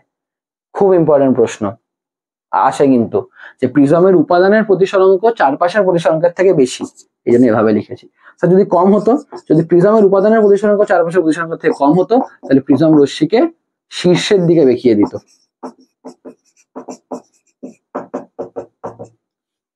তখন ব্যাপারটা একটু এরকম দেখতে, যদি এটা ছবি লাগে না, আমাদের আসে না, তখন এটা এই গিয়ে এই চলে যায়, উপরে উঠে যায়। এটাও মাথায় রাখবে যে কখন প্রিজম তার উপর আপতিত রশ্মিকে শীর্ষের দিকে বাঁকিয়ে দেয়, যখন ওর চারপাশের প্রতিসরাঙ্ক ওর থেকে বেশি হয়ে যায়, আর কম হলে ভূমির দিকে বাঁকায়। এটা মাথায় রাখার জিনিস। এবার এই যে ছবিটা আছে, এই ছবিটার ক্ষেত্রে আমাদের কিছু জিনিস প্রুফ করতে হবে। এই যে জিনিসটা আসলে দেখে নিয়েছে, আমি মুছে দিচ্ছি। কি দেখতে হবে? খুব ইম্পর্টেন্ট প্রুফ আছে এখানে। সেটা হলো, আজকে প্রিজমের উপর আলোটা এই পড়তো, মানে এই স্ট্রেট বেরিয়ে যেত, কিন্তু এখন যাচ্ছে এরকম, তো কতটা বেঁকে গেছে? এতটা বেঁকে গেছে। এই কোণটাকে আমি ডেল দিয়ে লিখছি, এটা হলো আমার চ্যুতি কোণ, এটা হলো আমার চ্যুতি কোণ। তো যেহেতু এরকম যাচ্ছে এরকম, তো চ্যুতি কোণ, এই চ্যুতি কোণের রাশিমালা বার করার একটা প্রমাণ আছে, ভালো করে দেখবে, পুরো জ্যামিতিক প্রমাণ। এটা n1, এটার নাম দিয়ে দিই n2, যা ইচ্ছা নাম দিয়ে দাও, এবিসি নাম দিয়ে দিয়েছো, এটার নাম ডি ই এফ জি, ঠিক আছে, নাম দিয়ে দাও, এটার নাম ও দিয়ে দিলে। এবার তোমায় ডেল বার করতে হবে। দেখো এই যে ত্রিভুজ ও ই এফ, এই ত্রিভুজটার ক্ষেত্রে দেখো এই ডেলটা বহিস্থ কোণ, ডেল বহিস্থ কোণ। অনেক ছোটবেলা একটা জিনিস পড়ি আমরা, বহিস্থ কোণ অন্তস্থ বিপরীত কোণদ্বয়ের সমষ্টির সমান। অন্তস্থ বিপরীত কোণদ্বয়ের সমষ্টির সমান এই ত্রিভুজ, এই বহিস্থ কোণ এই অন্তস্থ বিপরীত কোণদ্বয়ের সমষ্টির সমান, তার মানে এই আর এর সমান। আচ্ছা, এটাকে লিখতে পারি ও ই এফ প্লাস ও এফ ই। আচ্ছা, ও এফ কি করে বার করবো? এইটা আই, এটা আর1, তাহলে বাকিটা কত? এইটা আই, পুরোটাও তো আই, বিপ্রতীপ কোণ এইটুকু আর1, তার মানে এই বাকিটা পার্টটা হলো আই মাইনাস আর1। তেমন এইটা ই, এটা আর2, তার মানে বাকি পার্টটা হলো ই মাইনাস আর2। তাহলে লিখতে পারি না I plus E, minus common নিলে আর1 প্লাস আর2। একটা সুন্দর জিনিস পেলাম। কিন্তু আরেকটু আমরা এটাকে আরেকটু রিলাইভ করতে পারি। কিরকম? তুমি এই চতুর্ভুজটা দেখো, মেইনলি একটা ত্রিভুজ, একটা চতুর্ভুজ, আর একবার একটা ত্রিভুজ দেখতে হয়, তাহলে এই প্রুফটা হয়ে যায়। চতুর্ভুজ, তার কোন চতুর্ভুজ দেখবো? এ ই n1 f, এ ই n1 f, এই চতুর্ভুজটা দেখো, পুরো জ্যামিতির প্রমাণ। কোণ এ প্লাস কোণ এ ই n1 প্লাস কোণ n1 প্লাস কোণ n1 f a, চারটে কোণের সমষ্টি কত হয় চতুর্ভুজের? 360 ডিগ্রি, বসিয়ে দাও। ঠিক আছে, এবার দেখো এইটা তো লম্ব, এটা লম্ব না এগুলো, এই যে আমি এরকম এই তলের উপর লম্ব এঁকেছি, তার মানে এই কোণটা কত? 90 ডিগ্রি, এই কোণটাও কত? 90 ডিগ্রি, তার মানে এ আর এ 90 হয়ে গেল। তাহলে কোণ এ প্লাস 90 প্লাস মানে কোণ n1 প্লাস 90 ইকুয়ালস টু 360। 90 90 180, ওইদিকে গিয়ে মাইনাস হয়ে যাবে, তো অ্যাঙ্গেল এ প্লাস অ্যাঙ্গেল n1 কত? 180 ডিগ্রি, কারণ 360 থেকে 180 মাইনাস করলে 180 থাকে। স্যার পেয়ে গেলাম। তাহলে একটা ত্রিভুজ দেখলাম, একটা চতুর্ভুজ দেখলাম, আরেকটা ত্রিভুজ দেখো, ত্রিভুজ ই n1 f, এই তিনটেই, একটা ত্রিভুজ, একটা চতুর্ভুজ, একটা ত্রিভুজ। এখানে দেখো কোণ এফ ই n1 প্লাস কোণ ই এফ n1 প্লাস কোণ n1 ইকুয়ালস টু 180। এই তিনটে কোণ মিলে 180, তো এই দুটো তো r1 plus r2 plus n1 মানে 180। এবার একটু ভালো করে দেখো তো, এইটা আর এইটাকে, n1 180, n1 180, তাহলে r1 প্লাস r2টা কোথাও গিয়ে এ হয়ে যাচ্ছে না? তুমি এরকম বলতে পারো নাম দিয়ে যে এটা 1, এটা 2, 1 ও 2 থেকে আমরা পাই a is equals to r1 plus r2। বাহ, সুন্দর জিনিস, মনে রাখতে হবে। এটা কি? এই কোণটা, এই কোণটার কি নাম জানো? এটাকে বলে প্রতিসারক কোণ। এটাকে বলে প্রতিসারক কোণ। আমরা প্রিজমের প্রতিসারক কোণ r1 আর r2 এর সমষ্টির সমান। বাহ, এখানে বসিয়ে দাও তো, i plus E minus A, এটা হলো ফর্মুলা। এটা দিয়ে কিন্তু অঙ্ক আসে, আমি বলে রাখলাম। Del is equals to i plus E minus A, এটা দিয়ে কিন্তু অঙ্ক আসে, এটা ছাড়া যাবে না, মনে রাখতে হবে। প্রশ্ন আসতে পারে এরকম, আমি বলেই দিচ্ছি এখানে যে প্রিজমের উপর আপতিত রশ্মির আপতন কোণ 30 ডিগ্রি, প্রতিসরণ এবং নির্গমন কোণ হলো 40 ডিগ্রি। তোমায় বলে দিল চ্যুতিকোণের মান একটা বলে দিল, এবার করো প্রতিসারক কোণটা বার করো। বা এরকমও আসতে পারে, আপতন কোণ বলে দিল, প্রতিসারক কোণ বলে দিল, নির্গমন কোণ বলে দিল, চ্যুতিকোণের মান বের করো। তো এই জিনিসগুলো আসতেই পারে কিন্তু, তো এটা কিন্তু তোমাকে মাথায় রাখতে হবে যে এই ফর্মুলাটা দিয়ে তোমার কিন্তু অঙ্ক আসবে। আর স্যার এই যে পুরো প্রুফটা দেখালেন, এই প্রুফটা আসার চান্সেস অল্প বিস্তর আছে, তবে খুব বেশি নয়। অবভিয়াসলি তোমার এই প্রুফটা, মানে প্রুফটার থেকে এই ফর্মুলাটা দিয়ে অঙ্ক করাটা বেশি, মানে প্রুফটাও কিন্তু এসে থাকে, সেটা যেন মাথায় রেখো। প্রুফটা কিন্তু আমাদের লাগতে পারে, ঠিক আছে? তো এই জিনিসটা থেকে এবার আমরা যেটা বুঝতে পারলাম, যে ছোট্ট করে বলে দিই যে আমাদের যে চ্যুতিকোণের মানটা প্রিজমের ক্ষেত্রে, এই চ্যুতিকোণের মানটা এটা কার কার উপর নির্ভর করে?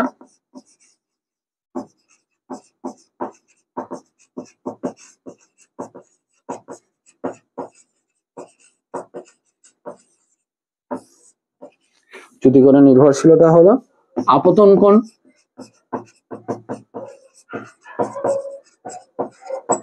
2 নম্বর এই প্রিজমের প্রতিসারক কোণ, স্যার নির্গমন কোণ। নির্গমন কোণ বলার থেকে ভালো বাবা বলো প্রতিসরাঙ্ক, মানে প্রতিসরাঙ্ক। স্যার কেন প্রতিসরাঙ্ক? আজকে ভেবে দেখো, আলো পড়ছে, এই ঢুকছে, এই বেরোচ্ছে, আজকে আই এর মান তো হলো, আজকে মিউ এর উপর নির্ভর করছে আর কত হবে, আর ওয়ান কত হবে, কারণ আমরা জানি সাইন আই বাই সাইন আর মানে মিউ। তো আজকে তোমার মিউ এর উপর নির্ভর করছে আর কত হবে, আর কত হলে তুমি বুঝতে পারবে আর টু কত হবে, কারণ এ থেকে বিয়োগ করতে হবে। এ মানে r1 প্লাস r2, তো r1 কি হবে তার উপর বেস করছে r2 কত হবে, এবং r2 কত হবে তার উপর বেস করছে ই কত হবে। তার মানে কথা থেকে মিউ থেকেই পুরো ব্যাপারটা আসছে, তাই জন্য প্রতিসরাঙ্কটা বেশি ম্যাটার করে। এই তিনটে ফ্যাক্টর কিন্তু চ্যুতির ক্ষেত্রে ইম্পর্টেন্ট, ঠিক আছে? এবং আরেকটা জিনিস আমি বলে রাখি এই প্রসঙ্গে, যে এই চ্যুতিকোণ যেটা দেখছো, এই চ্যুতিকোণের যে রাশিমালাটা দেখছো, এই রাশিমালাটার সাথে আমাদের আপতন কোণের নির্ভরশীলতা বা চ্যুতিকোণের মান ন্যূনতম কখন হয় সেই সব সংক্রান্ত কিছু জিনিস আছে, কিন্তু সেগুলো ক্লাস 10ম শ্রেণী বা এই ক্লাসের অন্তর্গত নয়, 10 এর অন্তর্গত তো একদমই নয়, 12 এর অন্তর্গত, তো সেটা আমাদের সিলেবাসে থাকছে না, ঠিক আছে? মাধ্যমিকের প্রসঙ্গে কিন্তু এইটুকুই আমাদের প্রিজমের জন্য এখানে দরকার। আর একটা জিনিস আমি একটু বলে দিই, সেটা আসলে প্রতিসরণের জিনিস নয়, ওটা আমার একটু আগে বলা উচিত ছিল, কিন্তু আমার এখন করাতে করাতে মনে পড়লো যেটা আমার মিস আউট হয়ে গেছে, তাই জন্য আমি এখন বলে দিচ্ছি একই ভিডিওতে। আমি যে দর্পণ পড়িয়েছিলাম, আমি দর্পণে ধর আমি একটা তোমায় ছবি দেখাচ্ছি, পিএফসি, ধরো এখানে একটা বস্তু আছে, তোমরা জানো এখানে সি আর এফ এর মধ্যে বস্তু থাকলে প্রতিবিম্বটা এখানে তৈরি হয়, আমি আর ছবিটা আঁকছি না। তো এইখানে এই মেরু থেকে এই বস্তুর দূরত্বটাকে আমরা ইউ দিয়ে ডিনোট করি, ইউ মানে বস্তু দূরত্ব, একটু মনে রাখবে, এটা দিয়ে অঙ্ক আসে, এমনি এমনি দেখাচ্ছি না কিন্তু, এখানে আমি সেগুলো দেখাচ্ছি, এটা মাধ্যমিকের জন্য এক্সট্রিমলি ইম্পর্টেন্ট। আর এই মেরু থেকে প্রতিবিম্বের দূরত্বটা হলো ভি, মাথায় রাখবে বস্তু দূরত্বকে ইউ দিয়ে ডিনোট করা হয়, প্রতিবিম্ব দূরত্বকে ভি দিয়ে ডিনোট করা হয়, হলো? তো বিবর্ধন বলে একটা বস্তু হয়, বিবর্ধন মানে কি, প্রতিবিম্বটা বস্তুর থেকে কতটা বড় ওটাকে এম দিয়ে লেখা হয়, এম ইজ ইকুয়ালস টু আমরা লিখি ভি বাই ইউ, মানে প্রতিবিম্বের দূরত্ব বাই বস্তুর দূরত্ব, তোমার প্রশ্ন তো দিয়ে দেবে, এবং এটাকে আমরা লিখতে পারি চাইলে আই বাই ও। স্যার আইটা কি? প্রতিবিম্বের সাইজ, একটা আমি উদাহরণ দিয়ে দেখিয়ে দিচ্ছি, চিন্তা নেই, প্রতিবিম্বের সাইজ, আর ওটা কি? বস্তুর সাইজ। এইটা কিন্তু ইম্পর্টেন্ট জিনিস, আমি অনেক জায়গায় দেখছি, অনেক ছোট ছোট প্রশ্নে এইটা এসে যাচ্ছে। এরকম প্রশ্ন আমি মুখে বলছি, তোমরা দরকার পড়লে লিখে নাও। অবতল দর্পণের সামনে 4 সেন্টিমিটার দূরত্বে রাখা কোনো বস্তুর অবতল দর্পণে 4 সেন্টিমিটার দূরত্বে রাখা কোনো বস্তুর 2 সেন্টিমিটার দূরে প্রতিবিম্ব তৈরি হলো। কি বললাম? 4 সেন্টিমিটার দূরত্বে রাখা বস্তুর 2 সেন্টিমিটার দূরে প্রতিবিম্ব তৈরি হলো। প্রতিবিম্ব তোমরা পুরোটা ভালোভাবে লেখো। বস্তুর উচ্চতা 10 সেন্টিমিটার, প্রতিবিম্বের উচ্চতা কত? আশা করি লিখে নিয়েছো। কেউ না লিখে থাকলে আসলে রিভাইন্ড করে আস্তে আস্তে লেখো। তো এরকম দিয়ে দিল, তোমার এটা বার করতে বলো, তখন ভালো করে পড়তে হবে। 4 সেন্টিমিটার দূরত্বে রাখা বস্তু, তার মানে বস্তু দূরত্ব 4, তো বসিয়ে দে ভাই, U is equals to 4। 2 centimetre দূরে প্রতিবিম্ব, তার মানে ভিটা 2, খুব ভালো কথা, বসিয়ে দাও। বস্তুর উচ্চতা হলো 10 সেন্টিমিটার, তার মানে ও বস্তু সাইজ, ওটাই উচ্চতা 10 সেন্টিমিটার। আই বার করতে বলেছে, ফর্মুলা তুমি জানো, V by U is equals to I by U. আমি এখানে করছি না, এখানটা করি। V by U is equals to I by U. V কত? 2, ইউ কত? 4, আই জানি না, ও 10, তাহলে কত হচ্ছে? আই হলো 5 সেন্টিমিটার। তুমি যদি কাটাকুটি করো দেখতে পারবে এটা 2, এটা 5, 2 2 কেটে গেল, 5 এদিকে চলে গেল, তো আইটা হয়ে গেল 5 সেন্টিমিটার। তো বলে দেবে প্রতিবিম্বের সাইজ 5 সেন্টিমিটার। বা তোমায় জিজ্ঞেস করো বিবর্ধন কত, তাহলে এই প্রশ্ন থেকে তোমায় জিজ্ঞেস করলো বিবর্ধন কত। বিবর্ধন মানে এমটা, শুধু এমটা মানে অনুপাতটা। তো এম ইজ ইকুয়ালস টু, তুমি তো ভি জানো 2, ইউ জানো 4, তো 2/4, 1/2। বিবর্ধনের থেকে বেশি এটা দেয় একদম, it is one kind of some, এর বাইরে আর কিছু না। মানে আজকে ধরো তোমার বস্তুর উচ্চতার জায়গায় প্রতিবিম্বের উচ্চতা দিয়ে দিল ম্যাক্সিমাম, তোমার হয়তো ওয়ের জায়গায় আই দিয়ে দিল, বাকিটা তুমি করে ফেললে। তো এটা কিন্তু একটা ইম্পর্টেন্ট জায়গা, এবং এখন অব্দি আমি যা যা বললাম এই পুরো জিনিসটা কিন্তু আলোর প্রতিফলন এবং প্রতিসরণের উপর। যে জায়গাগুলো মাধ্যমিকের জন্য ইম্পর্টেন্ট সেই জায়গাগুলো বললাম, খুব গুরুত্বপূর্ণ জায়গা, খুব ইম্পর্টেন্ট জায়গা, ভালো করে জায়গাটা পড়ো। এবার আমরা কিন্তু এই জায়গাটার উপর বেস করে কিরকম প্রশ্ন আসতে পারে বা কিরকম সাজেশন তোমাদের থাকতে পারে সেই জিনিসটা দেখে নেবো।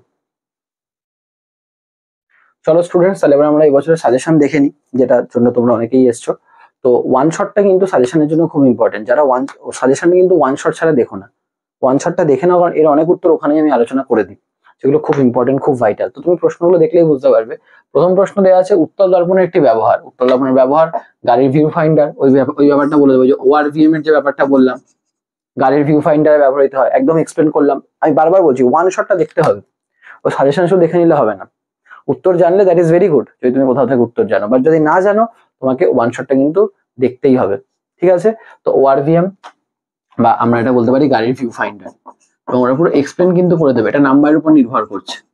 তোমার 1 নম্বর দিলে এক্সপ্লেন নাও করতে পারো তুমি, বাট 2 নম্বর দিলেও তোমাকে এক্সপ্লেন করে দেবে যে উত্তল দর্পণ কেন ভিউ ফাইন্ডার ব্যবহার করা হয়, যে 3টা কারণ আমি লিখেছি একটু আগেই, সেটা কিন্তু অবশ্যই এক্সপ্লেন করবে। আচ্ছা, একটি আলোকরশ্মি অবতল দর্পণের বক্রতা কেন্দ্র অথবা প্রধান অক্ষ দিয়ে গেলে আপতন কোণ কত হবে? 0 ডিগ্রি। কেন? একটু আগেই বললাম, যখনই প্রধান অক্ষের মধ্যে দিয়ে, মানে যখনই বক্রতা কেন্দ্রের মধ্যে দিয়ে যায়, ওটাই লম্ব আপতন, কারণ বক্রতা কেন্দ্রের মধ্যে যাওয়াটাই লম্ব। তো এই জন্য লম্ব আপতনের ক্ষেত্রে আপতন কোণ কত হয়? লম্বের সাথে কোনো কোণই করে না, তার মানে 0 ডিগ্রি। বা প্রধান অক্ষের মধ্যে দিয়ে গেলেও ওটাও তো আসলে বক্রতা কেন্দ্র দিয়েই যাচ্ছে না, প্রধান অক্ষের মধ্যে দিয়ে যাওয়া, তো ওই ক্ষেত্রেও 0 ডিগ্রি। প্রতিবিম্বের রৈখিক বিবর্ধন কাকে বলে? এই যে M is equals to V by U, মানে আই বাই ইউ। তাহলে আমরা সহজ ভাষায় কি উত্তর দিতে পারি? প্রতিবিম্বের সাইজ এবং বস্তুর সাইজের অনুপাতকে প্রতিবিম্বের রৈখিক বিবর্ধন বলে। লিখে নাও, প্রতিবিম্বের সাইজ এবং বস্তুর সাইজের অনুপাতকে প্রতিবিম্বের রৈখিক বিবর্ধন বলে। ইম্পর্টেন্ট প্রশ্ন। আচ্ছা, চিত্রসহ গোলীয় দর্পণের মুখ্য ফোকাসের সংজ্ঞা দাও। একটু আগে দিয়ে দিয়েছি। যখনই গোলীয় দর্পণের মুখ্য ফোকাস বলবে, তোমাদের দায়িত্ব হবে এটাই, যে আমরা অবতল এবং উত্তল দুটোই দিয়ে আসবো। আমরা পরীক্ষককে নাম্বার কাটার সুযোগ করে দেব না। লেখায় কোনো কিপটামো না। আমি বারবার বলি, যারা যারা আমার কাছে পড়েছো বা যারা যারা আমার ক্লাস করেছো তারা সকলেই জানো যে আমি সবসময় বলি লেখায় কোনো কিপটামো না, যা জানিস ভাই লিখে আয়। কারণ ওই খাতা যেটা তুই দিচ্ছিস, ওই খাতা তোর কাছে আর আসবে না, ওর নাম্বারটা তোর কাছে আসবে, ওটা লেখার উপর নির্ভর করছে, ঠিক আছে? তো গোলীয় দর্পণের মুখ্য ফোকাস বললে অবতল এবং উত্তল আমি দুটোই লিখবো। 2 নম্বর দিলেও আমি দুটো লিখবো।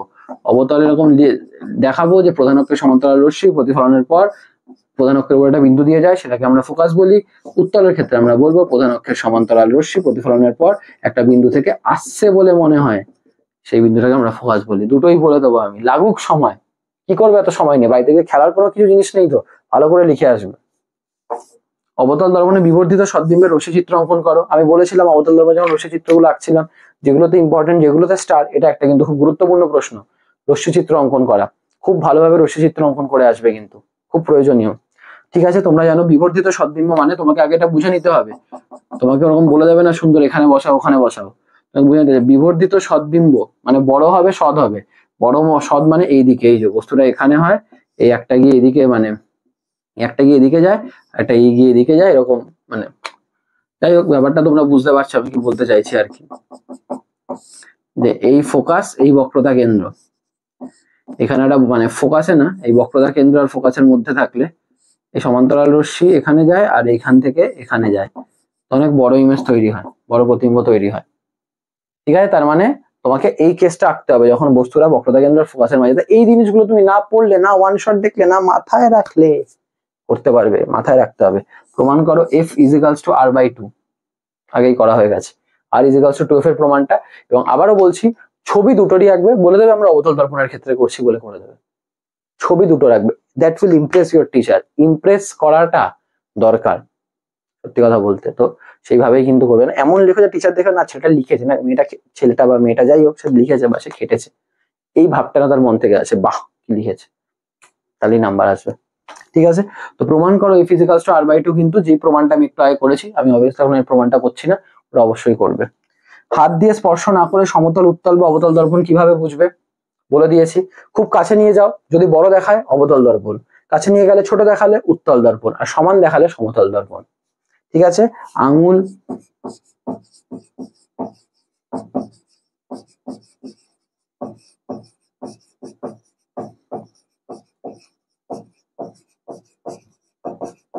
বড় মানে অবতল, ছোট মানে উত্তল, সমান মানে সমতল, যেটা আর কি তোমাদের আয়নায় হয়, তোমাদের না আমাদের সবার আয়নায় হয়। ঠিক আছে, তাহলে এইগুলো কিছু আমি প্রতিফলন থেকে দিলাম, আরো কিছু আমরা প্রশ্ন দেখবো, দেখতে থাকো। তো স্টুডেন্টস দেখো এবার এই প্রশ্নগুলো। একটি উত্তল দর্পণের সামনে 12 সেন্টিমিটার দূরে বস্তু রাখলে উৎপন্ন প্রতিবিম্বের রৈখিক বিবর্ধন বলেছে 1/3। প্রতিবিম্ব দূরত্ব কত? তো 12 সেন্টিমিটার দূরে বস্তু রাখছো, তার মানে নিউটা কত? 12। একটু আগেই ফর্মুলা শেখালাম, প্রতিবিম্বের রৈখিক বিবর্ধন 1/3, তার মানে তোমাকে এম বলে দিয়েছে 1/3। তো এম ইজিক্যালস টু কি বলেছি? v/u। তাহলে 1/3 ইজিক্যালস টু v/u 12, তার মানে 3 আর 12 কাটলে 4, 4টের দিকে চলে, মানে v ইজিক্যালস টু 4 সেন্টিমিটার। তার মানে তোমার উত্তর হবে প্রতিবিম্বের দূরত্ব কত? 4 সেন্টিমিটার। ঠিক আছে, একদম সিম্পল ফর্মুলা দিয়ে। লাল ও নীল বর্ণের আলোর জন্য কোন মাধ্যমের প্রতিসরাঙ্ক μr ও μb হলে কোনটির মান বেশি? এই বিষয়ে বলে রাখি, ভিপ জিওর মানে বেনিয়া সহকলা, যে ভাষাতেই তোমরা পড়ো, বেনিয়া সহকলা, যত মনে রাখবে এদিক থেকে এদিকে যাচ্ছ, স্পিড বাড়ছে, বেগ বাড়ছে, তাই জন্য মিউ এর মানটা কমে যাচ্ছে, মনে রাখবে। তাই জন্য mu V greater than mu R, কোন মাধ্যমের ক্ষেত্রে। তোমার নীলের ক্ষেত্রে বলেছে না, তো এটা বেশি, এটা কম, তো ব্লুটাও বেশি obviously, mu B greater than mu R. ঠিক আছে, মানে নীল নীল আলোর জন্য প্রতিসরাঙ্ক বেশি বেগুনি লাল আলোর থেকে। আচ্ছা, এই বিষয়ে বলে রাখি, প্রতিসরাঙ্ক কিন্তু কোন কোন বিষয়ের উপর নির্ভর করে? মিউ এর নির্ভরশীলতা, এটাও একটা প্রশ্ন, মিউ কোন কোন বিষয়ের উপর নির্ভর করে? মিউ কিন্তু তোমাদের নির্ভর করে হলো 1 নম্বর আলোর বর্ণ, ঠিক আছে, 2 নম্বর মিউ নির্ভর করে হলো মাধ্যমের প্রকৃতি,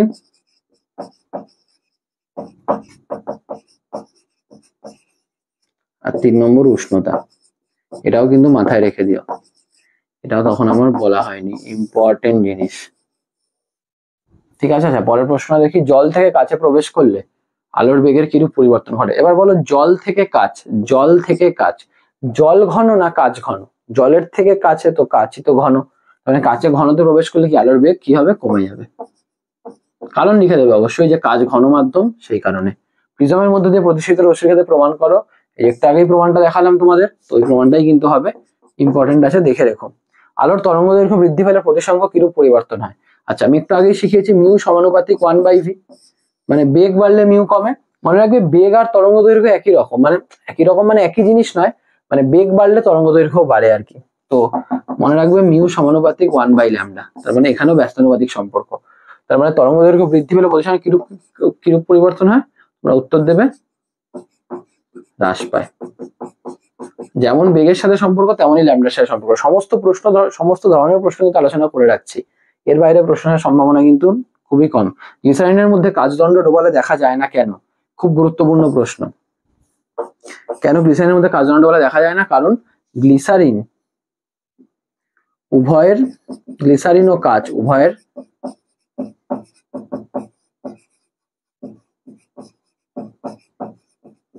প্রতিসরাঙ্ক সমান। উভয়ের প্রতিসরাঙ্ক সমান হওয়ার জন্য কি হচ্ছে, যে ওখান থেকে কোনো আলো আমাদের চোখে ফিরে আসছে না, একদম স্ট্রেট চলে যাচ্ছে। আজকে মাধ্যমই তো ও কি মনে করছে যেন কাচের মধ্যে গ্লিসারিন ডোবালে যে একই মাধ্যম, তাহলে আমি স্ট্রেট চলে যাই, আমার যে ধাক্কা খেয়ে ফেরত আসবে এই ব্যাপারটাই হচ্ছে না, একই মাধ্যম বলে মনে হচ্ছে, তো স্ট্রেট চলে যাচ্ছে।